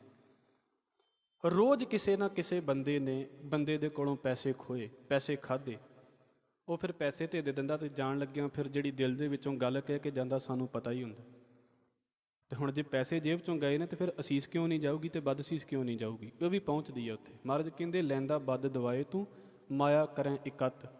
ਨਾਲੇ ਤੇ ਮਾਇਆ ਇਕੱਠੀ ਕਰੀ ਜਾਂਦਾ, ਨਾਲੇ ਲੋਕਾਂ ਦੀਆਂ ਬਦਵਾਵਾਂ ਇਕੱਠੀਆਂ ਕਰੀ ਜਾਂਦਾ। ਕਿੰਨੇ ਸਾਡੇ ਦੇਸ਼ ਦੇ ਲੋਕ ਨੇ, ਉਹਨਾਂ ਪੈਸਾ ਇਕੱਠਾ ਕਰ ਲੈਂਦੇ ਨੇ, ਉਹਨੀਆਂ ਬਦਵਾਵਾਂ ਇਕੱਠੀਆਂ ਕਰ ਲੈਂਦੇ ਨੇ, ਫਿਰ ਮਾਲਕ ਇੱਦਾਂ ਦੀ ਖੇਡ ਵਰਤਾ ਦਿੰਦਾ, ਕੋਈ ਇੱਦਾਂ ਦੀ ਬਿਮਾਰੀ ਆਉਂਦੀ ਹੈ, ਬਦਵਾਵਾਂ ਹੀ ਆਪਣਾ ਅਸਰ ਕਰ ਜਾਂਦੀਆਂ ਨੇ ਤੇ ਪੈਸਾ ਵੀ ਇੱਥੋਂ ਨਿਕਲ ਜਾਂਦਾ। ਇਹ ਸਾਰਾ ਕੁਝ ਵਾਪਰਦਾ ਜ਼ਿੰਦਗੀ ਦੇ।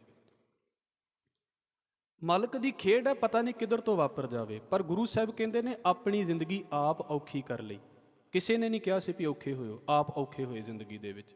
ਖਾਣ ਲੱਗਿਆਂ ਵੇਖਿਆ ਨਹੀਂ, ਪਰ ਜਦੋਂ ਅੰਦਰ ਤੋਂ ਉਸ ਖਾਧੇ ਹੋਏ ਨੇ ਅਸਰ ਕੀਤਾ ਨਾ, ਬੜਾ ਦੁੱਖ ਦਿੱਤਾ ਜ਼ਿੰਦਗੀ ਦੇ ਵਿੱਚ। ਔਰ ਬਹੁਤਿਆਂ ਨੂੰ ਪਤਾ ਕੀ ਲੱਗਦਾ, ਅਸੀਂ ਰੱਬ ਦਾ ਕੀ ਵਿਗਾੜਿਆ ਸੀ। ਰੱਬ ਦਾ ਵਿਗਾੜ ਵੀ ਕੀ ਲੈਣਾ ਸੀ, ਤੁਸੀਂ ਦੁਨੀਆ ਦਾ ਕੀ ਛੱਡਿਆ ਹੈ? ਹਾਲ ਵੇਖ ਲਓ ਲੋਕਾਂ ਦੇ ਕੀ ਹੋਏ ਪਏ ਨੇ। ਉਨੀਆਂ ਤਨਖਾਹਾਂ ਮਿਲਦੀਆਂ ਪਈਆਂ ਨੇ, ਤੇ ਤਨਖਾਹਾਂ ਮਿਲਦੀਆਂ ਨੇ ਸਿਗਨੇਚਰ ਕਰਨੀਆਂ, ਸਿਗਨੇਚਰ ਕਰਨ ਦੇ ਵੱਖਰੇ ਪੈਸੇ ਮੰਗੀ ਜਾਂਦੇ ਨੇ ਲੋਕਾਂ ਦੇ ਕੋਲੋਂ। ਇਹ ਹਾਲ ਨੇ ਲੋਕਾਂ ਦੇ। ਮਹਾਰਾਜ ਕਹਿੰਦੇ ਨੇ ਵੀ ਆਪਣੀ ਮਰਜ਼ੀ ਦੀ ਜ਼ਿੰਦਗੀ ਜੀਣ ਵਾਲੇ, ਆਕੜਾਂ ਦੇ ਵਿੱਚ ਤੁਰੇ ਰਹਿਣ ਵਾਲੇ, ਹੁਕਮ ਕੀਏ ਮਨ ਭਾਵੰਦੇ, ਰਾਹ ਭੀੜੈ ਅੱਗੇ ਜਾਵਣਾ, ਨੰਗਾ ਦੋਜ਼ਕ ਚਾਲਿਆ ਤਾਂ ਦਿਸੈ ਖਰਾ ਡਰਾਵਣਾ। ਮਹਾਰਾਜ ਕਹਿੰਦੇ ਸ਼ਕਲਾਂ ਵੱਲ ਵੇਖਿਓ ਕਿਤੇ, ਬੰਦਿਆਂ ਦੀਆਂ ਵੱਲ, ਸ਼ਕਲਾਂ ਵੱਲ। ਸ਼ਕਲਾਂ ਤੋਂ ਪਤਾ ਲੱਗ ਜਾਵੇਗਾ ਵੀ ਇਹ ਬੰਦਾ ਕਿੱਥੇ ਕੁ ਜੇ ਸਟੈਂਡ ਕਰਦਾ ਹੈ। ਮੈਂ ਤਾਂ ਇੱਦਾਂ ਕਹਿੰਦਾ ਹੁੰਦਾ, ਮਾਲਕ ਬੰਦਗੀ ਦੀ ਦਾਤ ਦੇਵੇ ਥੋੜ੍ਹੀ ਜਿਹੀ, ਤੇ ਇਹ ਕੋਈ ਬਹੁਤੀ ਵੱਡੀ ਖੇਡ ਨਹੀਂ ਹੈ। ਫੇਸ ਰੀਡਿੰਗ ਕੋਈ ਬਹੁਤੀ ਵੱਡੀ ਖੇਡ ਨਹੀਂ ਹੈ। ਜ਼ਰੂਰੀ ਨਹੀਂ ਵੀ ਇਹਦੇ ਲਈ ਪੜ੍ਹਾਈਆਂ ਕਰਨੀਆਂ ਪੈਂਦੀਆਂ ਨੇ। ਬੰਦੇ ਦੀ ਵੇਖਣੀ ਤੋਂ ਪਤਾ ਲੱਗ ਜਾਂਦਾ ਵੀ ਬੰਦਾ ਕੀ ਵੇਖਦਾ ਤੇ ਕੀ ਕਰਦਾ ਪਿਆ, ਬੰਦੇ ਦੀ ਵੇਖਣੀ ਤੋਂ ਹੀ। ਇੱਦਾਂ ਹੀ ਹੈ, ਤੁਸੀਂ ਵੇਖ ਲਓ, ਅਸੀਂ ਆਪਣੇ ਰਿਸ਼ਤੇਦਾਰ ਨੂੰ ਕਿਸੇ ਹੋਰ ਤਰੀਕੇ ਨਾਲ ਵੇਖਦੇ ਹਾਂ, ਦੂਸਰੇ ਨੂੰ ਕਿਸੇ ਹੋਰ ਤਰੀਕੇ ਨਾਲ ਵੇਖਦੇ ਹਾਂ। ਆਪਣੇ ਕਾਰੋਬਾਰ ਨੂੰ ਕਿਸੇ ਹੋਰ ਤਰੀਕੇ ਨਾਲ ਵੇਖਦੇ ਹਾਂ, ਦੂਸਰੇ ਦੇ ਕਾਰੋਬਾਰ ਨੂੰ ਕਿਸੇ ਹੋਰ ਤਰੀਕੇ ਨਾਲ ਵੇਖਦੇ ਹਾਂ। ਸਾਡੀ ਨਿਗਾਹ ਤੋਂ ਹੀ ਪਤਾ ਲੱਗ ਜਾਂਦਾ ਵੀ ਅਸੀਂ ਕੀ ਕਰਦੇ ਪਏ ਹਾਂ। ਕਿਸੇ ਨੂੰ ਕਹਿਣ ਸੁਣਨ ਦੀ ਲੋੜ ਹੀ ਨਹੀਂ ਹੁੰਦੀ। ਔਰ ਥੋੜ੍ਹਾ ਜਿਹਾ ਅੱਗੇ ਚਲੇ ਜਾਵਾਂਗੇ ਨਾ ਬੰਦਗੀ ਵਾਲੇ ਪਾਸੇ ਦੇ ਉੱਤੇ, ਔਖੀ ਖੇਡ ਨਹੀਂ ਹੈ ਕੋਈ। ਆਪਾਂ ਸੁਣਦੇ ਹੁੰਦੇ ਸੀ ਨਾ ਕਹਾਣੀਆਂ ਦੇ ਵਿੱਚ ਵੀ ਮਹਾਰਾਜ ਦੇ ਕੋਲ ਕੋਈ ਬੰਦਾ ਆਉਂਦਾ ਤੇ ਮਹਾਰਾਜ ਸ਼ਕਲ ਵੇਖ ਕੇ ਕਹਿ ਦਿੰਦੇ ਨੇ ਵੀ ਹਾਂ ਵੀ ਤੈਨੂੰ ਆਹ ਪ੍ਰੋਬਲਮ ਲੱਗਦੀ ਹੈ। ਇਹ ਕੀ ਹੁੰਦਾ ਸੀ? ਇਹ ਫੇਸ ਰੀਡਿੰਗ ਹੁੰਦੀ ਹੈ। ਉਹਨਾਂ ਨੂੰ ਪਤਾ ਲੱਗ ਜਾਂਦਾ ਵੀ ਇਹਦੇ ਬੋਲਾਂ ਦੇ ਵਿੱਚ ਕੀ ਚੱਲਦਾ ਪਿਆ, ਇਹਦੀਆਂ ਅੱਖਾਂ 'ਚ ਕੀ ਚੱਲਦਾ ਪਿਆ। ਦਾਤਾਰ ਕਹਿੰਦੇ ਨੇ ਨੰਗਾ ਦੋਜ਼ਕ ਚਾਲਿਆ ਤਾਂ ਦਿਸੈ ਖਰਾ ਡਰਾਵਣਾ। ਬੜੀਆਂ ਭਿਆਨਕ ਸ਼ਕਲਾਂ ਵਾਲੇ ਬੰਦੇ ਦਿਸਦੇ ਨੇ, ਬੜੀਆਂ ਭਿਆਨਕ ਸ਼ਕਲਾਂ ਵਾਲੇ। ਇੱਕ ਤੇ ਉਹ ਅਸੀਂ ਨਾ ਇੱਕ ਛੋਟੀ ਜਿਹੀ ਗੱਲ ਆਪ ਜੀ ਦੇ ਅੱਗੇ ਰੱਖ ਦੇਵਾਂ। ਅਸਲ ਦੇ ਵਿੱਚ ਕੁਝ ਸਿੰਬਲ ਹੁੰਦੇ ਨੇ, ਪ੍ਰਤੀਕ ਹੁੰਦੇ ਨੇ, ਸੱਚ ਨਹੀਂ ਹੁੰਦਾ। ਰਾਖਸ਼ ਜਿਹੜੇ ਹੁੰਦੇ ਸੀ ਉਹ ਇੱਦਾਂ ਥੋੜ੍ਹਾ ਹੁੰਦੇ ਸੀ ਵੀ ਉਹਨਾਂ ਦੇ ਦੰਦ ਵੱਡੇ ਨੇ ਤੇ ਉਹਨਾਂ ਦੇ ਵਾਲ ਬੜੇ ਖਿਲਰੇ ਪਏ ਨੇ, ਇੱਦਾਂ ਨਹੀਂ ਸੀ। ਰਾਖਸ਼ ਇਸ ਗੱਲ ਦਾ ਸਿੰਬਲ ਸੀ ਵੀ ਭਾਈ ਜਿਹੜੇ ਅਸਲ ਦੇ ਵਿੱਚ ਕਰੂਪ ਬੰਦੇ ਦਿਸਦੇ ਨੇ, ਜਿਨ੍ਹਾਂ ਦੀਆਂ ਸ਼ਕਲਾਂ ਵੀ ਵੇਖਣ ਨੂੰ ਜੀ ਨਹੀਂ ਕਰਦਾ, ਉਹ ਬੰਦੇ ਇੱਦਾਂ ਦੇ ਨਜ਼ਰ ਆਉਂਦੇ ਨੇ। ਉਹ ਸਿੰਬਲ ਹੁੰਦਾ ਸੀ। ਹੁਣ ਬੰਦੇ ਤਾਂ ਸਾਰੇ ਇੱਕੋ ਜਿਹੇ ਹੈ, ਪਰ ਇੱਕ ਦੇ ਅੰਦਰੋਂ ਦੇਵਤੇ ਵਰਗੀ ਹਸਤੀ ਨਜ਼ਰ ਆਉਂਦੀ ਸੀ, ਇੱਕ ਦੇ ਅੰਦਰੋਂ ਰਾਖਸ਼ ਵਰਗੀ ਹਸਤੀ ਨਜ਼ਰ ਆਉਂਦੀ ਸੀ। ਉਹ ਦਿਖਾਉਣ ਦੀ ਖਾਤਰ ਲੋਕਾਂ ਨੇ ਫਿਰ ਕੀ ਕੀਤਾ ਵੀ ਉਹਦੀਆਂ ਸ਼ਕਲਾਂ ਵੱਖਰੀਆਂ ਬਣਾ ਕੇ ਰੱਖ ਦਿੱਤੀਆਂ। ਇੱਦਾਂ ਕੁਝ ਨਹੀਂ ਹੁੰਦਾ ਵੀ ਉਹ ਇੱਦਾਂ ਦੇ ਕਿਤੇ ਰਾਖਸ਼ ਤੁਰੇ ਫਿਰਦੇ ਨੇ। ਅੰਦਰ ਦੀ ਬਿਰਤੀ ਨੂੰ ਬਾਹਰ ਦਿਖਾਉਣਾ ਸੀ ਵੀ ਬਾਹਰੋਂ ਇੱਦਾਂ ਦੇ ਬੰਦੇ ਲੱਗਦੇ ਨੇ, ਜਿਨ੍ਹਾਂ ਦੀਆਂ ਸ਼ਕਲਾਂ ਦੇ ਉੱਤੇ ਲਿਖਿਆ ਹੁੰਦਾ ਵੀ ਭਾਈ ਇਹ ਤੇ ਸ਼ਕਲ ਤੋਂ ਹੀ ਰਾਖਸ਼ ਲੱਗਦਾ ਪਿਆ, ਇਹ ਤੇ ਸ਼ਕਲ ਤੋਂ ਹੀ ਧੋਖੇ ਇਕੱਠੇ ਕਰਦਾ ਪਿਆ ਹੈ ਜ਼ਿੰਦਗੀ ਦੇ। ਮਰਦ ਕਹਿੰਦੇ ਇਹੋ ਜਿਹੇ ਬੰਦੇ ਕਬੀਰ ਉਜਲ ਪਹਿ ਰਹਿ ਕਪਰੇ। ਬਾਹਰੋਂ ਜਿੰਨੇ ਮਰਜ਼ੀ ਉਜਲ ਹੋ ਜਾਣ, ਜਿੰਨੇ ਮਰਜ਼ੀ ਪਵਿੱਤਰ ਹੋ ਜਾਣ, ਪਾਨ ਸੁਪਾਰੀ ਖਾਹੇ, ਫਿਰ ਸ਼ੌਂਕੀਆ ਤੌਰ ਦੇ ਉੱਤੇ ਸਿਗਰਟਾਂ ਵੀ ਪੀਣ ਲੱਗ ਪੈਂਦੇ ਨੇ, ਸ਼ੌਂਕੀਆ ਤੌਰ ਦੇ ਉੱਤੇ ਨਸ਼ੇ ਵੀ ਕਰਨ ਲੱਗ ਪੈਂਦੇ ਨੇ। ਜਿੱਦਾਂ ਅੱਜ ਕੱਲ੍ਹ ਹੋ ਰਿਹਾ ਨਾ, ਨਸ਼ਾ ਇੱਕ ਸ਼ੌਂਕ ਜਿਹਾ ਬਣਦਾ ਜਾ ਰਿਹਾ। ਹਾਲਾਂਕਿ ਬਹੁਤ ਗਲਤ ਗੱਲ ਹੈ, ਪਰ ਸ਼ੌਂਕ ਬਣਦਾ ਜਾ ਰਿਹਾ ਵੀ ਪਤਾ ਨਹੀਂ ਕਿੱਡੀ ਕੁ ਵਡਿਆਈ ਹੈ ਇਹਨੂੰ ਪੀਣ ਦੇ ਵਿੱਚ ਤੇ ਇਹਨੂੰ ਖਾਣ ਦੇ ਵਿੱਚ। ਇਹ ਸ਼ੌਂਕ ਬਣਦਾ ਜਾ ਰਿਹਾ। ਮਰਦ ਕਹਿੰਦੇ ਨੇ ਪਾਨ ਸੁਪਾਰੀ ਖਾਹੇ, ਇੱਕ ਸਹਰ ਕੇ ਨਾਮ ਬਿਨ ਬਾਧੇ ਜੰਪੁਰ ਜਾਹੇ। ਇੱਕ ਮਾਲਕ ਦੇ ਨਾਮ ਤੋਂ ਬਿਨਾਂ ਜੇ ਬੰਦਗੀ ਉਹਨਾਂ ਦੇ ਪੱਲੇ ਨਹੀਂ ਹੈ ਨਾ, ਬਾਧੇ ਜੰਪੁਰ ਜਾਹੇ, ਬੱਧੇ ਹੋਏ ਇਸ ਸੰਸਾਰ ਤੋਂ ਅੱਗੇ ਤੋਰ ਲਏ ਜਾਂਦੇ ਨੇ। ਭਾਵੇਂ ਜਾਣ ਨੂੰ ਜੀ ਵੀ ਨਾ ਕਰੇ, ਇੰਨੀਆਂ ਮੌਜਾਂ ਮਾਣੀਆਂ ਹੁੰਦੀਆਂ ਨੇ, ਮੌਜਾਂ ਛੱਡਣ ਨੂੰ ਕਿੱਥੇ ਜੀ ਕਰਦਾ। ਹਜ਼ੂਰ ਕਹਿੰਦੇ ਨੇ ਧਨ ਜੋਬਨ ਦੋਏ ਵੈਰੀ ਹੋਏ, ਦਿਨੀ ਰੱਖੇ ਰੰਗ ਲਾਏ, ਦੂਤਾਂ ਨੂੰ ਫਰਮਾਇਆ ਲੈ ਚੱਲੇ ਪਤ ਗਵਾਏ। ਜੇ ਤਿਸ ਭਾਵੈ ਦੇ ਵਡਿਆਈ, ਜੇ ਭਾਵੈ ਦੇ ਸਜਾਏ। ਇਹ ਇੱਦਾਂ ਦੀ ਗੱਲ ਹੈ। ਹਜ਼ੂਰ ਕਹਿੰਦੇ ਨੇ ਇੱਕ ਸਹਰ ਕੇ ਨਾਮ ਬਿਨ ਬਾਧੇ ਜੰਪੁਰ ਜਾਹੇ, ਤੇ ਅਗਲਾ ਬਚਨ ਹੈ ਕਬੀਰ ਬੇੜਾ ਜਰਜਰਾ ਫੂਟੇ 6,000। ਜੇ ਭਲਾ ਕੋਈ ਬੇੜਾ ਹੋਵੇ, ਬੇੜੀ ਹੋਵੇ, ਜਹਾਜ਼ ਹੋਵੇ ਤੇ ਹੋਵੇ ਬੜਾ ਪੁਰਾਣਾ ਹੋਵੇ, ਕਾਫੀ ਲੰਮਾ ਹੋਵੇ, ਸਮਾਂ ਕਿਤੇ ਜਿਹੜੇ ਪੁਰਾਣੇ ਤੁਸੀਂ ਵੇਖੇ ਹੋਣਗੇ ਅਕਸਰ। ਹੁਣ ਕਹਿੰਦੇ ਉਹਦੇ ਵਿੱਚ ਇੱਕ ਗੱਲ ਇੱਦਾਂ ਹੁੰਦੀ ਹੈ ਵੀ ਇੱਕ ਵਾਰ ਕਿਤੇ ਉਹਦੇ ਵਿੱਚ ਛੇਕ ਹੋ ਜਾਵੇ ਨਾ ਤੇ ਉਹਦੀ ਲੱਕੜ ਇੰਨੀ ਤਾਕਤਵਰ ਨਹੀਂ ਹੁੰਦੀ ਵੀ ਉਹਨੂੰ ਰਿਪੇਅਰ ਕੀਤਾ ਜਾ ਸਕਦਾ ਹੋਵੇ। ਬੜਾ ਕੁਝ ਰਿਪੇਅਰ ਕੀਤਾ ਜਾ ਸਕਦਾ ਹੈ ਪਰ ਸਾਰਾ ਕੁਝ ਰਿਪੇਅਰ ਨਹੀਂ ਕੀਤਾ ਜਾ ਸਕਦਾ। ਜਦੋਂ ਲੱਕੜਾਂ ਹੀ ਗਲ ਗਈਆਂ ਤੇ ਫਿਰ ਕੀ ਰਿਪੇਅਰ ਕੀਤਾ ਜਾ ਸਕਦਾ। ਫੂਟੇ 6,000 ਦਾ ਮਤਲਬ ਹੈ ਫੁੱਟ ਪਏ, ਮਤਲਬ ਦਿਸਣ ਲੱਗ ਪਏ। ਜਿਸ ਤਰੀਕੇ ਦੇ ਨਾਲ ਇੱਕ ਬੇੜਾ ਹੁੰਦਾ ਹੈ ਤੇ ਉਹਦੇ ਵਿੱਚ ਹਜ਼ਾਰਾਂ ਹੀ ਛੇਕ ਨਿਕਲ ਜਾਣ, ਹਜ਼ਾਰਾਂ ਹੀ ਹੋਲ ਹੋ ਜਾਣ, ਤੇ ਉਹਦੇ ਨਾਲ ਪਾਣੀ ਤੇ ਸਫ਼ਰ ਕਿੱਥੇ ਕੀਤਾ ਜਾ ਸਕਦਾ? ਉਹ ਤਾਂ ਫਿਰ ਡੁੱਬ ਜਾਵੇਗਾ ਨਾ ਉਸੇ ਵੇਲੇ। ਬਾਬਾ ਕਬੀਰ ਕਹਿੰਦੇ ਸਰੀਰ ਅਸਲ 'ਚ ਇੱਦਾਂ ਦਾ ਹੈ। ਹੁਣ ਇਹਦੇ ਵੱਲ ਧਿਆਨ ਰੱਖੀਏ ਤੇ ਦਾਤਾਰ ਕਹਿੰਦੇ ਰੋਜ਼ ਇੱਦਾਂ ਵੀ ਰੋਜ਼ ਕਮਜ਼ੋਰੀ ਵੱਲ ਹੀ ਜਾ ਰਿਹਾ ਹੈ। ਠੀਕ ਹੈ, ਬਚਪਨ ਤੋਂ ਇਹ ਜਵਾਨੀ ਦੇ ਵੱਲ ਆਉਂਦਾ ਹੈ ਤੇ ਜਵਾਨੀ ਤੋਂ ਬਾਅਦ ਫਿਰ ਤੇ ਕਮਜ਼ੋਰੀ ਦੇ ਵੱਲ ਹੀ ਜਾ ਰਿਹਾ। ਜਿੰਨੀ ਉਨੀ ਤਾਕਤ ਸੀ ਹੁਣ ਤੇ ਉਨੀ ਨਹੀਂ ਰਹਿੰਦੀ। ਸਮਝ ਲਓ ਰੋਜ਼ ਦੀ ਕਮਜ਼ੋਰੀ, ਰੋਜ਼ ਦੀ ਕੋਈ ਨਾ ਕੋਈ ਘਾਟ ਸਰੀਰ ਦੇ ਵਿੱਚੋਂ ਆਪਣੇ ਆਪ ਹੀ ਪੈਦਾ ਹੋਣ ਲੱਗ ਪਈ, ਆਪਣੇ ਆਪ ਦੇ ਵਿੱਚ ਹੀ ਕਮਜ਼ੋਰੀ ਵਾਲੇ ਪਾਸੇ ਤੁਰ ਪਿਆ। ਪਰ ਕਹਿੰਦੇ ਇੱਕ ਗੱਲ ਇਹ ਹੋ ਗਈ ਵੀ ਜਿੱਦਾਂ ਕਿਤੇ ਦਰਿਆ ਦੇ ਵਿੱਚ ਹੋਵੇ, ਬੇੜੀ ਕੋਈ ਦਰਿਆ ਦੇ ਵਿੱਚ ਹੋਵੇ ਤੇ ਉਸ ਵੇਲੇ ਕਿਤੇ ਉਹਦੇ ਵਿੱਚ ਪਾਣੀ ਭਰਨ ਲੱਗ ਪਵੇ ਤੇ ਕਿਹੜਾ ਬੰਦਾ ਪਾਰ ਨਿਕਲੇਗਾ? ਸਿਰਫ ਉਹੀ ਬੰਦਾ ਪਾਰ ਨਿਕਲੇਗਾ ਜਿਸ ਬੰਦੇ ਦਾ ਇੱਕ ਆਪਣਾ ਭਾਰ ਥੋੜ੍ਹਾ ਤੇ ਜਾਂ ਜਿਸ ਬੰਦੇ ਨੇ ਕੋਈ ਸਮਾਨ ਨਾਲ ਨਹੀਂ ਬੰਨਿਆ ਹੋਇਆ। ਜਿਹੜਾ ਸਮਾਨ ਨੂੰ ਨਾਲ ਲੈ ਕੇ ਨਿਕਲਣ ਦੀ ਗੱਲ ਕਰੇਗਾ ਉਹ ਆਪ ਡੁੱਬ ਜਾਵੇਗਾ।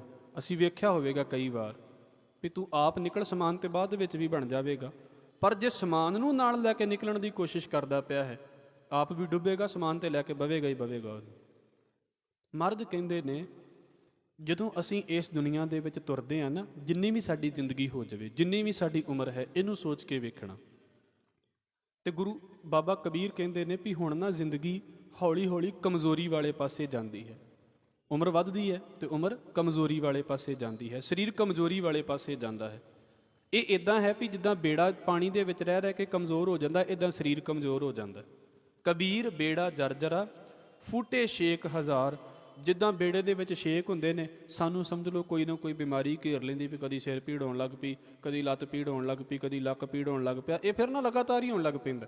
ਇੱਕ ਟਾਈਮ ਹੁੰਦਾ ਵੀ ਚਲੋ ਅੱਜ ਦਰਦ ਹੋਇਆ, ਕੱਲ੍ਹ ਨੂੰ ਠੀਕ ਹੋ ਗਿਆ, ਕੋਈ ਗੱਲ ਨਹੀਂ। ਫਿਰ ਇੱਕ ਟਾਈਮ ਇੱਦਾਂ ਹੁੰਦਾ ਵੀ ਲਗਾਤਾਰ ਹੀ ਪੀੜ ਘੇਰ ਕੇ ਬਹਿ ਜਾਂਦੀ, ਅੱਜ ਕਿਤੇ ਦਰਦ, ਅੱਜ ਕਿਤੇ ਦਰਦ। ਸਰੀਰ ਨੂੰ ਇੰਝ ਲੱਗਦਾ ਵੀ ਆਰਾਮ ਹੈ ਹੀ ਨਹੀਂ। ਇੱਕ ਉਮਰ ਇੱਦਾਂ ਦੀ ਵੀ ਆ ਜਾਂਦੀ ਹੈ। ਜਿੱਦਾਂ ਬੇੜੇ 'ਚ ਛੇਕ ਹੁੰਦੇ ਨੇ, ਇੱਦਾਂ ਸਾਡੇ ਸਰੀਰ ਨੂੰ ਬਿਮਾਰੀਆਂ ਚੰਬੜ ਜਾਂਦੀਆਂ ਨੇ ਉਮਰ ਦੇ ਹਿਸਾਬ ਦੇ ਨਾਲ ਆ ਕੇ ਬਾਅਦ ਦੇ ਵਿੱਚ, ਕਿਉਂਕਿ ਮਾਲਕ ਨੇ ਖੇਡ ਵਰਤਾਉਣੀ ਹੈ। ਪਰ ਦਾਤਾਰ ਕਹਿੰਦੇ ਨੇ ਹਰੂਏ ਹਰੂਏ ਤਿਰ ਗਏ, ਡੂਬੇ ਜਿਨ ਸਿਰ ਭਾਰ। ਜਿਹੜੇ ਬੰਦੇ ਜਿੰਨੇ ਹੌਲੇ ਸੀ ਇਸ ਜ਼ਿੰਦਗੀ ਦੇ ਵਿੱਚ, ਉਹ ਪਾਰ ਹੋ ਗਏ। ਕਿਹੜੀ ਗੱਲ ਤੋਂ ਹੌਲੇ ਸੀ? ਇੱਥੇ ਹੁਣ ਵੇਟ ਦੀ ਗੱਲ ਨਹੀਂ ਕੀਤੀ ਜਾ ਰਹੀ, ਇੱਥੇ ਗੱਲ ਕੀਤੀ ਜਾ ਰਹੀ ਹੈ ਮਨ ਦੇ ਉੱਤੇ ਕਿੰਨਾ ਬੰਦਿਆਂ ਨੇ ਭਾਰ ਲੱਦਿਆ ਹੋਇਆ ਸੀ। ਕਈਆਂ ਨੂੰ ਆਦਤ ਹੁੰਦੀ ਹੈ ਮੈਨੂੰ ਦੂਜਿਆਂ ਦੀਆਂ ਗੱਲਾਂ ਦੇ ਬਾਰੇ ਬੜੀ ਜਲਦੀ ਪਤਾ ਲੱਗੇ ਵੀ ਹਾਂ ਉਹ ਦੋ ਜਾਣੇ ਕੀ ਗੱਲਾਂ ਕਰਦੇ ਪਏ ਨੇ, ਮੈਨੂੰ ਪਤਾ ਲੱਗਣਾ ਚਾਹੀਦਾ ਹੈ। ਇਹਨੂੰ ਕਹਿੰਦੇ ਫਰੀ ਦਾ ਭਾਰ ਚੁੱਕਣਾ। ਫਰੀ ਦਾ ਭਾਰ ਚੁੱਕਣਾ ਵੀ ਜੋ ਦੂਜੇ ਦੇ ਘਰ ਦੇ ਵਿੱਚ ਹੋਇਆ ਹੈ ਮੈਨੂੰ ਪਤਾ ਲੱਗ ਜਾਵੇ। ਨਹੀਂ ਪਤਾ ਲੱਗੇਗਾ ਤੇ ਕੀ ਹੋਵੇਗਾ? ਆਪ ਜੀ ਸ਼ਾਇਦ ਇਸ ਗੱਲ ਨੂੰ ਜਾਣਦੇ ਹੋਵੋਗੇ, ਸਾਡੀ ਸਟਰੈਸ ਦਾ ਸਭ ਤੋਂ ਵੱਡਾ ਰੀਜ਼ਨ ਹੀ ਸਾਡਾ ਬਰਡਨ ਹੈ, ਔਰ ਅਸੀਂ ਫਜ਼ੂਲ ਦਾ ਬਰਡਨ ਚੁੱਕਿਆ ਹੋਇਆ, ਫਜ਼ੂਲ ਦਾ। ਮੈਂ ਕਦੀ ਕਦੀ ਨਾ ਇੱਦਾਂ ਦੇ ਬੰਦੇ ਵੀ ਵੇਖਦਾ ਹਾਂ ਗੁਰੂ ਬਖਸ਼ਿਸ਼ ਦੇ ਨਾਲ, ਜਿਨ੍ਹਾਂ ਨੂੰ ਇਸ ਗੱਲ ਦੀ ਵੀ ਚਿੰਤਾ ਹੈ ਵੀ ਅਮਰੀਕਾ 'ਚ ਕੀ ਹੋ ਗਿਆ ਤੇ ਫਲਾਣੀ ਥਾਂ 'ਤੇ ਕੀ ਹੋ ਗਿਆ, ਭਾਵੇਂ ਅਸੀਂ ਕੁਝ ਨਹੀਂ ਸਕਦੇ, ਕਰ ਕੁਝ ਨਹੀਂ ਸਕਦੇ। ਥੋੜ੍ਹਾ ਜਿਹਾ ਅਸੀਂ ਜਦੋਂ ਹੁਣ ਸਾਡੇ ਕੋਲ ਮੋਬਾਇਲ ਆ ਗਏ ਨੇ, ਸਾਨੂੰ ਦੁਨੀਆ ਦੇ ਵਿੱਚ ਜੋ ਵਾਪਰਦਾ ਹੈ ਉਹਦੇ ਬਾਰੇ ਖਬਰ ਮਿਲ ਜਾਂਦੀ ਹੈ। ਵਧੀਆ ਗੱਲ ਹੈ, ਖਬਰ ਦਾ ਪਤਾ ਹੋ ਜਾਵੇ, ਕੋਈ ਚੱਕਰ ਨਹੀਂ ਹੈ। ਜੇ ਪਤਾ ਲੱਗ ਵੀ ਗਿਆ ਤਾਂ ਠੀਕ ਹੈ। ਪਰ ਇਹ ਤਾਂ ਇੱਦਾਂ ਦੀ ਗੱਲ ਹੈ ਵੀ ਨਹੀਂ ਵੀ ਮੈਨੂੰ ਖਬਰ ਪਤਾ ਲੱਗੇਗੀ ਤਾਂ ਮੈਂ ਤਾਂ ਵੀ ਸੌਖਾ ਹਾਂ। ਦੁਨੀਆ ਦੇ ਕਿੰਨੇ ਦੇਸ਼ ਨੇ ਜਿਨ੍ਹਾਂ ਦੇ ਬਾਰੇ ਮੈਨੂੰ ਅਜੇ ਤੱਕ ਨਾਮ ਵੀ ਨਹੀਂ ਪਤਾ ਹੋਣੇ, ਅਤੇ ਉੱਥੇ ਵੀ ਤਾਂ ਸਾਰਾ ਕੁਝ ਵਾਪਰਦਾ ਹੀ ਪਿਆ, ਉੱਥੇ ਕਿਹੜਾ ਕੁਝ ਨਹੀਂ ਵਾਪਰਦਾ ਪਿਆ। ਪਰ ਜੇ ਮੈਨੂੰ ਨਹੀਂ ਪਤਾ ਲੱਗਦਾ ਤਾਂ ਕੀ ਮੇਰੀ ਜ਼ਿੰਦਗੀ ਨਹੀਂ ਨਿਕਲਦੀ ਪਈ? ਨਿਕਲ ਜਾਂਦੀ ਹੈ। ਪਰ ਮੈਨੂੰ ਇੱਦਾਂ ਹੀ ਹਾਲਤ ਇਹ ਹੈ, ਦੂਜਾ ਜਾਣਾ ਕੀ ਗੱਲ ਕਰਦਾ ਮੈਨੂੰ ਪਹਿਲਾਂ ਦੱਸੋ, ਜੋ ਕੁਝ ਹੋਣਾ ਹੈ ਮੇਰੇ ਵਾਇਆ ਹੋਵੇ। ਬਾਬਾ ਕਬੀਰ ਕਹਿੰਦੇ ਕਿਉਂ ਫਰੀ ਦੀਆਂ ਪੰਡਾਂ ਚੁੱਕੀ ਫਿਰਦੇ ਆ, ਕਿਉਂ ਸਟ੍ਰੈਸ ਲਈ ਜਾਂਦੇ ਆ ਦੁਨੀਆ ਦੀ? ਕਿਉਂ ਆਪਣਾ ਦੂਜਿਆਂ ਦਾ ਬਰਡਨ ਆਪਣੇ ਉੱਤੇ ਪਾਉਣਾ ਚਾਹੁੰਦੇ ਹਾਂ? ਫ੍ਰੀ ਕਿਉਂ ਨਹੀਂ ਕਰਦੇ ਆਪਣੀ ਲਾਈਫ ਨੂੰ? ਸੌਖਾ ਕਿਉਂ ਨਹੀਂ ਕਰ ਲੈਂਦੇ? ਵੀ ਭਾਈ ਜੀ ਦਾ ਮਸਲਾ ਆਪੇ ਸੰਭਾਲਣਗੇ, ਅਸੀਂ ਕਿਉਂ ਹਰ ਇੱਕ ਗੱਲ ਦੇ ਵਿੱਚ ਜਾ ਕੇ ਤੇ ਪੰਗਾ ਲੈਂਦੇ ਫਿਰੀਏ? ਔਰ ਫਿਰ ਟੈਨਸ਼ਨ ਵਾਧੂ ਦੀ ਕਿ ਗੱਲ ਉਹਦੀ ਹੈ, ਮੈਂ ਫਜ਼ੂਲ ਦੀ ਟੈਨਸ਼ਨ ਚੁੱਕ ਕੇ ਲੈ ਕੇ ਆ ਗਿਆ ਘਰ ਦੇ ਵਿੱਚ। ਔਰ ਤੁਸੀਂ ਕਿਸੇ ਵੇਲੇ ਵੇਖਿਓ ਜਿਹੜੇ ਦਿਲ ਤੋਂ ਲੈਵਲ ਤੋਂ ਬੰਦੇ ਚੱਲਦੇ ਹੁੰਦੇ ਨੇ, ਦਿਮਾਗੀ ਬੰਦਿਆਂ ਦੀ ਤਾਂ ਚਲੋ ਗੱਲ ਹੀ ਖੇਡ ਹੀ ਵੱਖਰੀ ਹੈ, ਉਹਨਾਂ ਦਾ ਤਾਂ ਕੋਈ ਮਤਲਬ ਹੀ ਨਹੀਂ ਹੈਗਾ ਇਹਨਾਂ ਚੀਜ਼ਾਂ ਦੇ ਨਾਲ। ਜਿਹੜੇ ਦਿਲ ਵਾਲੇ ਬੰਦੇ ਹੁੰਦੇ ਨੇ ਨਾ, ਉਹਨਾਂ ਨੂੰ ਦੋ ਰਿਸ਼ਤੇਦਾਰ ਸੱਦ ਲੈਂਦੇ ਨੇ ਵੀ ਸਾਡਾ ਝਗੜਾ ਹੋ ਗਿਆ, ਤੁਸੀਂ ਆ ਕੇ ਫੈਸਲਾ ਕਰਾ ਲਓ। ਉਹ ਵਿਚਾਰੇ ਫੈਸਲਾ ਕਰਾਉਣ ਜਾਂਦੇ ਨੇ, ਉਹਨਾਂ ਦਾ ਫੈਸਲਾ ਨਹੀਂ ਹੁੰਦਾ, ਜਿਹੜਾ ਫੈਸਲਾ ਕਰਾਉਣ ਗਿਆ ਹੁੰਦਾ ਉਹ ਵੱਖਰੀ ਟੈਨਸ਼ਨ ਲੈ ਕੇ ਘਰ 'ਚ ਆ ਜਾਂਦਾ ਵੀ ਮੈਂ ਕਿਹੜੇ ਕੰਮ ਨੂੰ ਚੱਲ ਗਿਆ। ਇਹਨੂੰ ਕਹਿੰਦੇ ਨੇ ਫਜ਼ੂਲ ਦਾ ਭਾਰ ਚੁੱਕਣਾ। ਔਰ ਇਹ ਤੇ ਚਲੋ ਫਿਰ ਵੀ ਥੋੜ੍ਹਾ ਜਿਹਾ ਪੋਜ਼ੀਟਿਵਿਟੀ ਵਾਲਾ ਪਾਸਾ ਹੈ ਵੀ ਚਲੋ ਆਪਾਂ ਸੁਲ੍ਹਾ ਕਰਾਉਣ ਗਏ ਤੇ ਟੈਨਸ਼ਨ ਲੈ ਕੇ ਆ ਗਏ ਹਾਂ। ਕਈਆਂ ਦੇ ਹਾਲ ਵੇਖ ਲਓ, ਫਜ਼ੂਲ ਦੀਆਂ ਨਿੰਦਾ ਦੀਆਂ ਪੰਡਾਂ ਚੁੱਕੀਆਂ ਹੋਈਆਂ ਨੇ ਸਿਰ ਦੇ ਉੱਤੇ।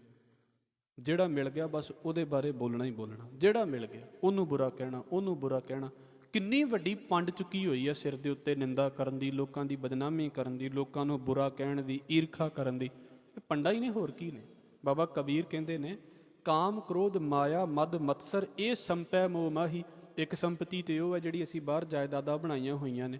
ਬਾਬਾ ਕਬੀਰ ਕਹਿੰਦੇ ਨੇ, ਇੱਕ ਹੈ ਕਾਮ, ਕਾਮਨਾਵਾਂ, ਕ੍ਰੋਧ, ਗੁੱਸਾ, ਮਾਇਆ, ਮਦ ਮਤਸਰ, ਮਾਇਆ ਦਾ ਨਸ਼ਾ। ਮਾਇਆ ਤੇ ਹੋਣੀ ਹੈ, ਪਰ ਮਾਇਆ ਦਾ ਨਸ਼ਾ ਬੜੀ ਖਤਰਨਾਕ ਚੀਜ਼ ਹੋ ਗਿਆ। ਮਤਸਰ, ਈਰਖਾ, ਇਹ ਸੰਪੈ ਮੋਹ ਮਾਹੀ। ਮਹਾਰਾਜ ਜੀ, ਇਹ ਸੰਪਤੀ ਤੇ ਮੈਂ ਆਪਣੇ ਅੰਦਰ ਇਕੱਠੀ ਕੀਤੀ ਹੋਈ ਹੈ। ਹੁਣ ਇਸ ਸੰਪਤੀ ਦਾ ਫਾਇਦਾ ਕਿਹਨੂੰ ਹੋ ਰਿਹਾ? ਮੈਂ ਈਰਖਾ ਕਰਦਾ ਪਿਆ ਤਾਂ ਫਾਇਦਾ ਕਿਹਨੂੰ ਹੋ ਰਿਹਾ?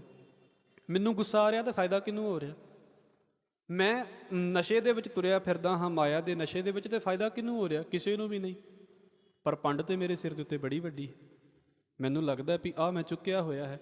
ਬਾਬਾ ਕਬੀਰ ਕਹਿੰਦੇ ਨੇ, ਅਸਲ ਦੇ ਵਿੱਚ ਜਿਨ੍ਹਾਂ ਬੰਦਿਆਂ ਨੇ ਆਹ ਪੰਡਾਂ ਸਿਰ ਦੇ ਉੱਤੇ ਸਾਰੀ ਜ਼ਿੰਦਗੀ ਚੁੱਕ ਕੇ ਰੱਖ ਛੱਡੀਆਂ ਨੇ ਨਾ, ਡੁੱਬਣਗੇ ਇਸ ਦੁਨੀਆ ਦੇ ਵਿੱਚ।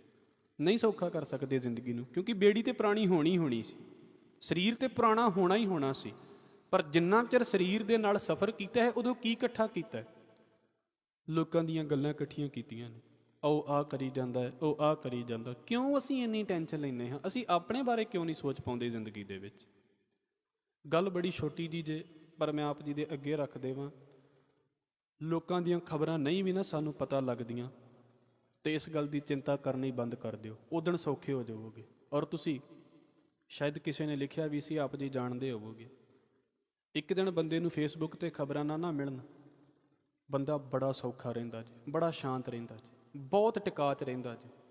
ਤੇ ਜੇ ਕਿਤੇ ਸਾਰਾ ਦਿਨ ਖਬਰਾਂ ਹੀ ਵੇਖਦਾ ਰਹੇ ਨਾ, ਉੱਥੇ ਆਹ ਹੋ ਗਿਆ, ਉੱਥੇ ਆਹ ਹੋ ਗਿਆ, ਉਹਦੀ ਸ਼ਾਮਾਂ ਨੂੰ ਹਾਲ ਵੇਖ ਲਿਓ। ਚਲੋ ਅੱਜ ਤੁਸੀਂ ਹੰਢਾ ਕੇ ਹੀ ਆਏ ਜੇ, ਮੈਂ ਆਪ ਜੀ ਦੇ ਅੱਗੇ ਰੱਖ ਦੇਵਾਂ। ਮੈਂ ਕਿਉਂਕਿ ਪਿੰਡ ਹੀ ਸੀ ਉਹਨਾਂ ਦਿਨਾਂ ਦੇ ਵਿੱਚ, ਜਦੋਂ ਜ਼ਿਆਦਾ ਇਹਨਾਂ ਨੇ ਕੰਮ ਰੱਖਿਆ ਕਰੋਨਾ ਨੇ। ਜਿਹੜੇ ਹੁਣ ਸਾਰਾ ਦਿਨ ਤੇ ਇੱਥੇ ਘਰਾਂ ਦੇ ਵਿੱਚ ਰਹਿਣਾ, ਕੰਮ ਕੋਈ ਹੋਰ ਹੈ ਨਹੀਂ, ਸਾਰਾ ਦਿਨ ਫੋਨ ਤੋਂ ਖਬਰਾਂ ਸੁਣ ਲਓ, ਟੀਵੀ ਤੋਂ ਖਬਰਾਂ ਸੁਣ ਲਓ। ਤੇ ਖਬਰਾਂ ਕਾਹਦੀਆਂ ਸੁਣਨੀਆਂ? ਖਬਰਾਂ ਕਰੋਨਾ ਦੀਆਂ ਸੁਣਨੀਆਂ। ਉਹ ਸੁਣ ਕੇ ਇੰਝ ਲੱਗਣ ਲੱਗ ਪਿਆ ਵੀ ਬਸ ਅੱਜ ਇੱਥੇ ਹੋ ਗਿਆ, ਤਾਂ ਅੱਜ ਇੱਥੇ ਹੋ ਗਿਆ, ਤਾਂ ਅੱਜ ਇੱਥੇ ਹੋ ਗਿਆ। ਹੌਲੀ ਹੌਲੀ ਬੰਦੇ ਨੂੰ ਇਹ ਲੱਗਣ ਲੱਗ ਪਿਆ ਵੀ ਬਸ ਮੇਰੇ ਕੋਲ ਵੀ ਪਹੁੰਚਾ ਹੀ ਸਮਝੋ, ਪਹੁੰਚਾ ਹੀ ਸਮਝੋ। ਪਹਿਲਾਂ ਹੀ ਮਾਨਸਿਕ ਤੌਰ ਦੇ ਉੱਤੇ ਇੰਨਾ ਤਿਆਰ ਕਰ ਲਿਆ, ਜਦੋਂ 24 ਘੰਟੇ ਖਬਰਾਂ ਹੀ ਉਹਦੇ ਬਾਰੇ ਸੁਣਨੀਆਂ, ਗੱਲਾਂ ਹੀ ਉਹਦੇ ਬਾਰੇ ਸੁਣਨੀਆਂ, ਤੇ ਹੌਲੀ ਹੌਲੀ ਮਨ ਨੇ ਉਹਨੂੰ ਗ੍ਰੈਬ ਕਰਨਾ ਸ਼ੁਰੂ ਕਰ ਦਿੱਤਾ ਵੀ ਆਵੇਗਾ, ਬਸ ਆਵੇਗਾ। ਕਿੰਨਾ ਡਰ। ਤੇ ਮੈਂ ਪਿੰਡਾਂ ਦੇ ਵਿੱਚ ਵੇਖਦਾ ਹੁੰਦਾ ਸੀ, ਮਤਲਬ ਹੀ ਨਹੀਂ ਹੈਗਾ ਕੋਈ ਇਹਨਾਂ ਚੀਜ਼ਾਂ ਦਾ। ਇਹਦਾ ਮਤਲਬ ਇਹ ਨਹੀਂ ਵੀ ਇੱਦਾਂ ਹੋਣਾ ਨਹੀਂ ਸੀ ਚਾਹੀਦਾ ਜਾਂ ਧਿਆਨ ਨਹੀਂ ਸੀ ਰੱਖਣਾ ਚਾਹੀਦਾ। ਇੱਥੇ ਸਿਰਫ ਇੰਨਾ ਕੁ ਮਤਲਬ ਹੈ ਵੀ ਫਜ਼ੂਲ ਦੀਆਂ ਟੈਨਸ਼ਨਾਂ ਕਿਉਂ ਚੁੱਕੀ ਫਿਰਦੇ ਆ? ਇੰਨੀ ਖਬਰ ਇਕੱਠੀ ਕਰਕੇ ਦਿਮਾਗ ਭਰੀ ਜਾਂਦੇ ਆ ਵੀ ਉੱਥੇ ਕੀ ਹੋ ਗਿਆ, ਇੱਥੇ ਕੀ ਹੋ ਗਿਆ। ਨਹੀਂ ਪਤਾ ਲੱਗੇਗਾ ਤੇ ਨਾ ਸਹੀ।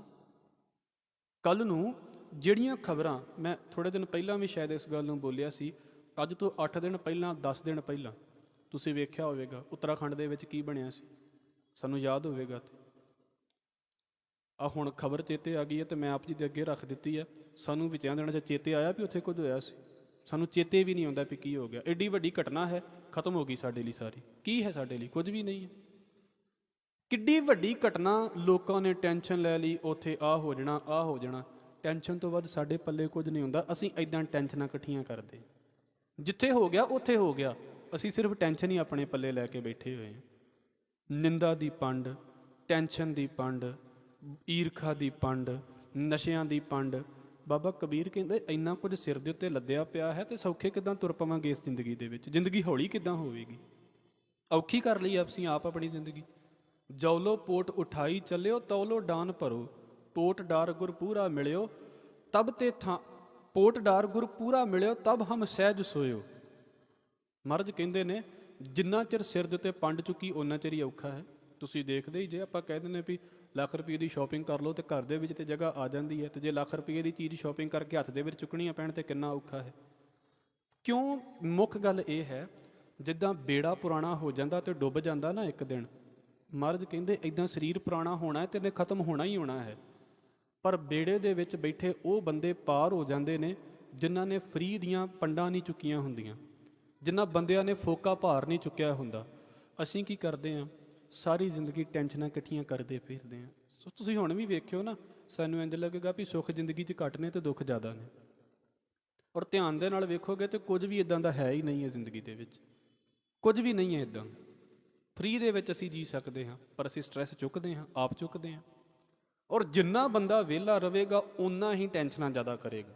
ਜਿਹੜਾ ਬੰਦਾ ਜਿੰਨਾ ਵਿਹਲਾ ਹੈ, ਤੇ ਇੱਕ ਵਾਰ ਮਾਹੌਲ ਬਣ ਗਿਆ ਨਾ ਵੀ ਜੇ ਕਮਰੇ ਦੇ ਵਿੱਚ ਬੈਠ ਕੇ ਟੈਨਸ਼ਨ ਆਉਣ ਲੱਗ ਪਈ ਹੈ ਤੇ ਫਿਰ ਲੱਖਾਂ ਕੋਸ਼ਿਸ਼ਾਂ ਕਰੇ, ਜਦੋਂ ਕਮਰੇ ਦੇ ਵਿੱਚ ਵੜੇਗਾ ਕਮਰਾ ਆਪਣੇ ਆਪ ਹੀ ਟੈਨਸ਼ਨਾਂ ਦੇਣੀਆਂ ਸ਼ੁਰੂ ਕਰ ਦੇਵੇਗਾ। ਇਹ ਹੁੰਦਾ ਹੈ ਇੱਕ ਐਟਮੋਸਫੇਅਰ, ਉਹ ਆਪਣਾ ਪ੍ਰਭਾਵ ਪਾਉਂਦਾ। ਗੁਰਦੁਆਰੇ ਆਉਂਦੇ ਆ ਨਾ, ਆਉਂਦੇ ਵਾਹਿਗੁਰੂ ਚੇਤੇ ਆ ਜਾਂਦਾ।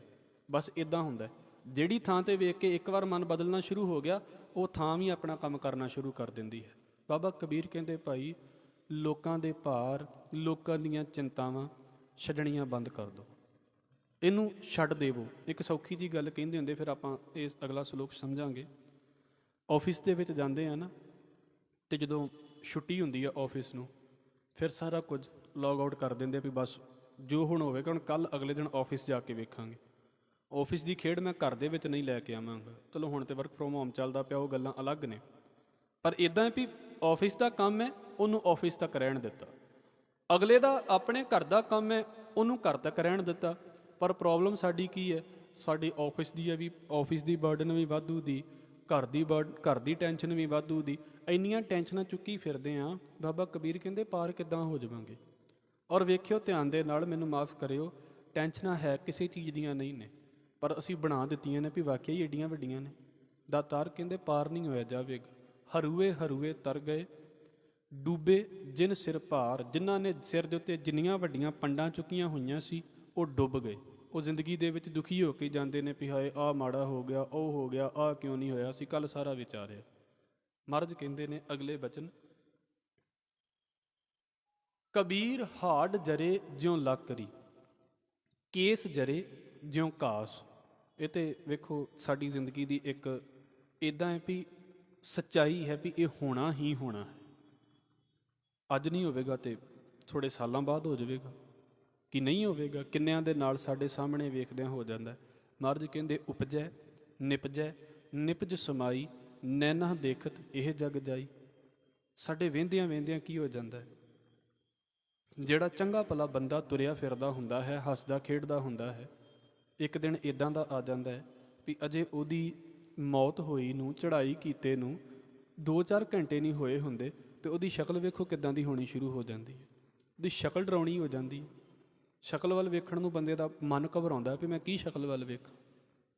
ਚੰਗਾ ਭਲਾ ਸੀ ਬੰਦਾ, 70 ਸਾਲ 50 ਸਾਲ 60 ਸਾਲ ਜਿੰਨੀ ਵੀ ਮਾਲਕ ਨੇ ਉਮਰ ਦਿੱਤੀ, ਚੰਗਾ ਭਲਾ ਤੁਰਦਾ ਫਿਰਦਾ ਗਿਆ ਹੈ, ਪਰ ਵੇਖ ਲਓ 2-4 ਘੰਟਿਆਂ 'ਚ ਕੀ ਖੇਡ ਬਣ ਗਈ। ਸਤਿਗੁਰੂ ਕਹਿੰਦੇ ਨੇ ਕਬੀਰ ਹਾਡ ਜਰੇ ਜਿਉਂ ਲੱਕਰੀ। ਜਿੱਦਾਂ ਚੁੱਲ੍ਹੇ ਦੇ ਵਿੱਚ ਲੱਕੜਾਂ ਸੜ ਜਾਂਦੀਆਂ ਨੇ ਨਾ, ਇੱਦਾਂ ਹੱਡੀਆਂ ਸੜ ਜਾਂਦੀਆਂ ਨੇ। ਕੇਸ ਜਰੇ ਜਿਉਂ ਘਾਸ। ਜਿੱਦਾਂ ਘਾਹ ਹੁੰਦਾ ਹੈ, ਉਹ ਤਾਂ ਬੜੀ ਛੇਤੀ ਅੱਗ ਫੜ ਲੈਂਦਾ। ਬਾਬਾ ਕਬੀਰ ਕਹਿੰਦੇ ਕੇਸ ਜਰੇ ਜਿਉਂ ਘਾਸ। ਜਦੋਂ ਪਤਾ ਹੈ ਵੀ ਮਨ ਦੀਆਂ ਮਰਜ਼ੀਆਂ ਕੀਤੀਆਂ, ਆਪਣੀਆਂ ਇੱਕ ਆਕੜਾਂ ਜੀਆਂ ਦੇ ਵਿੱਚ ਤੁਰੇ ਫਿਰੇ, ਲੋਕਾਂ ਦੀਆਂ ਫਜ਼ੂਲ ਦੀਆਂ ਟੈਨਸ਼ਨਾਂ ਆਪਣੇ ਉੱਤੇ ਇਕੱਠੀਆਂ ਕੀਤੀਆਂ, ਬਾਬਾ ਕਬੀਰ ਕਹਿੰਦੇ ਫਿਰ ਵੀ ਤੇ ਆਹ ਚੀਜ਼ ਵਾਪਰ ਹੀ ਜਾਣੀ ਸੀ। ਆ ਕੀ ਨਹੀਂ ਵਾਪਰੇਗਾ ਸਾਡੇ ਉੱਤੇ? ਕੇਸ ਜਰੇ ਜਿਉਂ ਘਾਸ। ਇਸ ਕਰਕੇ ਕਹਿੰਦੇ ਨੇ ਇਹ ਜਗ ਜਰਤਾ ਦੇਖ ਕੇ, ਜਦੋਂ ਸੰਸਾਰ ਦੀ ਮੈਂ ਆਹ ਹਾਲ ਵੇਖੀ ਹੈ ਨਾ ਵੀ ਦੁਨੀਆ ਦੇ ਨਾਲ ਕੀ ਵਾਪਰਦਾ ਪਿਆ ਹੈ, ਭਇਓ ਕਬੀਰ ਉਦਾਸ। ਕਹਿੰਦੇ ਮੈਂ ਉਪਰਾਮ ਹੋ ਗਿਆ। ਇਹਦਾ ਮਤਲਬ ਇਹ ਨਹੀਂ ਵੀ ਮਹਾਰਾਜ ਇਸ ਗੱਲ ਨੂੰ ਕਹਿੰਦੇ ਨੇ ਵੀ ਮੈਨੂੰ ਲੋਕਾਂ ਦੇ ਇੱਦਾਂ ਹੋਣ ਦੀ ਬੜੀ ਚਿੰਤਾ ਹੈ ਵੀ ਲੋਕੀ ਕਿਉਂ ਹੋਈ ਜਾਂਦੇ ਨੇ। ਇਹ ਤੇ ਵਾਪਰੇਗਾ, ਤੇ ਡੈਫੀਨੇਟਲੀ ਹੈ ਵੀ ਮਹਾਰਾਜ ਨੇ ਲਿਖਿਆ ਵੀ ਇਹ ਤੇ ਵਾਪਰਨਾ ਹੀ ਵਾਪਰਨਾ ਹੈ। ਸਭਨਾ ਮਰਨਾ ਆਇਆ ਵਿਛੋੜਾ ਸਭਨਾ। ਪਰ ਇਹਦਾ ਕਹਿਣ ਦਾ ਭਾਵ ਇਹ ਹੈ ਵੀ ਜਿਸ ਸਰੀਰ ਨੂੰ ਇੰਨਾ ਲਿਸ਼ਕਾ ਕੇ ਰੱਖੀਦਾ ਹੈ, ਇੰਨੀਆਂ ਕਰੀਮਾਂ ਲਾ ਲਾ ਕੇ ਉਮਰ ਘਟਾਈ ਦੀ ਹੈ, ਇੰਨਾ ਕੁਝ ਕਰੀਦਾ ਹੈ, ਫਿਰ ਕਿੱਥੇ ਚਲ ਜਾਂਦਾ ਹੈ? ਫਿਰ ਉੱਥੇ ਜਾ ਕੇ ਤੇ ਢੇਰੀ ਹੋ ਜਾਂਦਾ ਹੈ। ਕਿੰਨੀਆਂ ਕੋਸ਼ਿਸ਼ਾਂ ਕਰਦੇ ਨੇ ਲੋਕ, ਮੈਂ ਆਪ ਜੀ ਦੇ ਅੱਗੇ ਰੱਖ ਦੇਵਾਂ। ਆਪਾਂ ਕੱਲ੍ਹ ਵੀ ਸਾਰਾ ਇਸ ਗੱਲ ਨੂੰ ਵਿਚਾਰਿਆ, ਕਿੰਨੀ ਕੋਸ਼ਿਸ਼ ਹੈ। ਸਾਰਾ ਦਿਨ ਇੱਥੇ ਤੋਂ ਸ਼ੁਰੂ ਹੁੰਦੀ ਹੈ ਨਾ ਖੇਡ।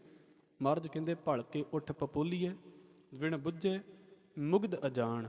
ਮੈਨੂੰ ਹੋਰ ਦਾ ਤੇ ਪਤਾ ਨਹੀਂ, ਮੇਰੀ ਆਪਣੀ ਖੇਡ ਹੀ ਸਭ ਤੋਂ ਪਹਿਲਾਂ ਸਵੇਰੇ ਸ਼ੀਸ਼ੇ ਤੋਂ ਸ਼ੁਰੂ ਹੁੰਦੀ ਹੈ, ਕਿਉਂਕਿ ਪਰਨਾ ਬੰਨਣਾ ਹੁੰਦਾ ਸਵੇਰੇ ਉੱਠ ਕੇ। ਕਿ ਨਹੀਂ ਖੇਡ ਹੁੰਦੀ ਸਾਡੀ ਸ਼ੀਸ਼ੇ ਤੋਂ ਸ਼ੁਰੂ?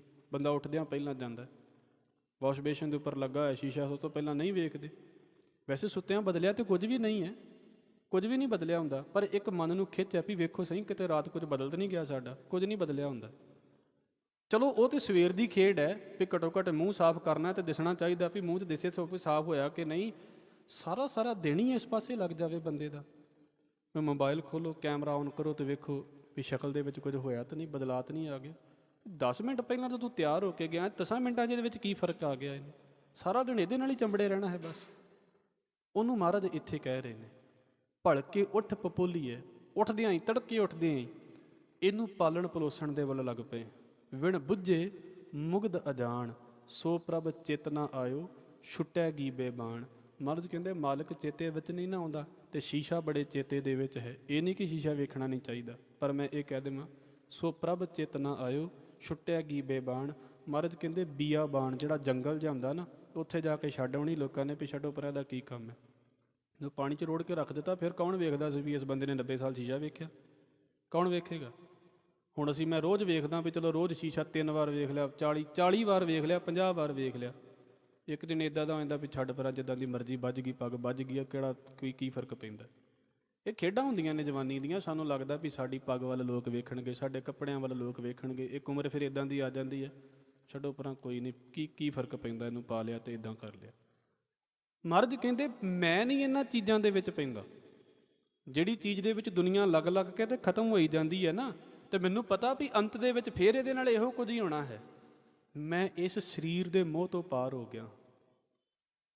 ਆਪਾਂ ਕਿਸੇ ਚੀਜ਼ ਨੂੰ ਬੜੇ ਪਿਆਰ ਦੇ ਨਾਲ ਪਾਲਿਆ ਹੋਵੇ ਤੇ ਸਰੀਰ ਸਾਡੇ ਹੱਥੋਂ ਨਿਕਲ ਜਾਵੇ ਨਾ, ਉਹ ਚੀਜ਼ ਸਾਡੇ ਹੱਥੋਂ ਨਿਕਲ ਜਾਵੇ, ਵੇਖਿਓ ਕਿੱਡਾ ਵੱਡਾ ਦੁੱਖ ਹੁੰਦਾ, ਕਿੰਨਾ ਦੁੱਖ ਲੱਗਦਾ। ਤੇ ਦਾਤਾਰ ਕਹਿੰਦੇ ਸਰੀਰ ਏਡੇ ਧਿਆਨ ਦੇ ਨਾਲ ਪਾਲਿਆ, ਤੇ ਜਦੋਂ ਸਰੀਰ ਹੱਥੋਂ ਨਿਕਲਣ ਲੱਗੇ ਤੇ ਕਿੰਨਾ ਦੁੱਖ ਲੱਗਦਾ। ਪਰ ਵੇਖ ਲਓ ਫਰਸਟ੍ਰੇਸ਼ਨ ਕਿੰਨੀ ਆਉਂਦੀ ਹੈ। ਤੇ ਆਪ ਜੀ ਦੇ ਅੱਗੇ ਇਸੇ ਗੱਲ ਨੂੰ ਮੈਂ ਬੇਨਤੀ ਕਰ ਦੇਵਾਂ। ਮਹਾਰਾਜ ਕਹਿੰਦੇ ਨੇ ਕਬੀ ਇਹ ਜਗ ਜਰਤਾ ਦੇਖ ਕੇ, ਭਾਈ ਜਦੋਂ ਪਤਾ ਵੀ ਸੰਸਾਰ ਦੇ ਨਾਲ ਇਹ ਗੱਲ ਵਾਪਰਨੀ ਹੀ ਵਾਪਰਨੀ ਹੈ, ਭਇਓ ਕਬੀਰ ਉਦਾਸ। ਕਬੀਰ ਕਹਿੰਦੇ ਨੇ ਮੈਂ ਫਿਰ ਸਰੀਰ ਦਾ ਮੋਹ ਛੱਡ ਦਿੱਤਾ ਹੈ। ਹੁਣ ਮੈਂ ਸਿਰਫ ਇਹਨੂੰ ਪਾਲਣ ਵਾਲੇ ਪਾਸੇ ਨਹੀਂ ਲੱਗਾ ਵੀ ਇਹਦੀਆਂ ਮਰਜ਼ੀਆਂ ਹੀ ਕਰਾਂਗਾ, ਮੈਂ ਬੰਦਗੀ ਵਾਲੇ ਪਾਸੇ ਤੁਰ ਗਿਆ। ਮੈਂ ਸਰੀਰ ਵੱਲੋਂ ਥੋੜ੍ਹਾ ਜਿਹਾ ਉਪਰਾਮ ਹੋਇਆ ਪਿਆ ਹਾਂ। ਮਤਲਬ ਇਹ ਹੈ ਵੀ ਹੁਣ ਮੈਂ ਇਕੱਲਾ ਸਿਰਫ ਆਪਣੇ ਬਾਰੇ ਨਹੀਂ ਸੋਚਦਾ ਵੀ ਮੇਰਾ ਸਰੀਰ ਰੱਜ ਜਾਵੇ, ਬਾਕੀ ਭਾਵੇਂ ਰਹਿਣ ਭੁੱਖੇ ਦੇ ਭੁੱਖੇ।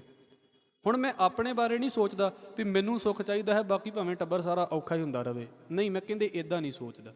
ਮੈਂ ਇੱਦਾਂ ਸੋਚਦਾ ਹਾਂ ਵੀ ਭਾਈ ਆਪਣੇ ਸਰੀਰ ਨੂੰ ਜੇ ਕਿਤੇ ਦੁੱਖ ਦੇ ਕੇ ਤੇ ਦੂਸਰੇ ਦਾ ਪਰ ਉਪਕਾਰ ਵੀ ਹੋ ਸਕਦਾ ਤਾਂ ਮੈਂ ਉਸ ਗੱਲ ਨੂੰ ਕਰਾਂਗਾ।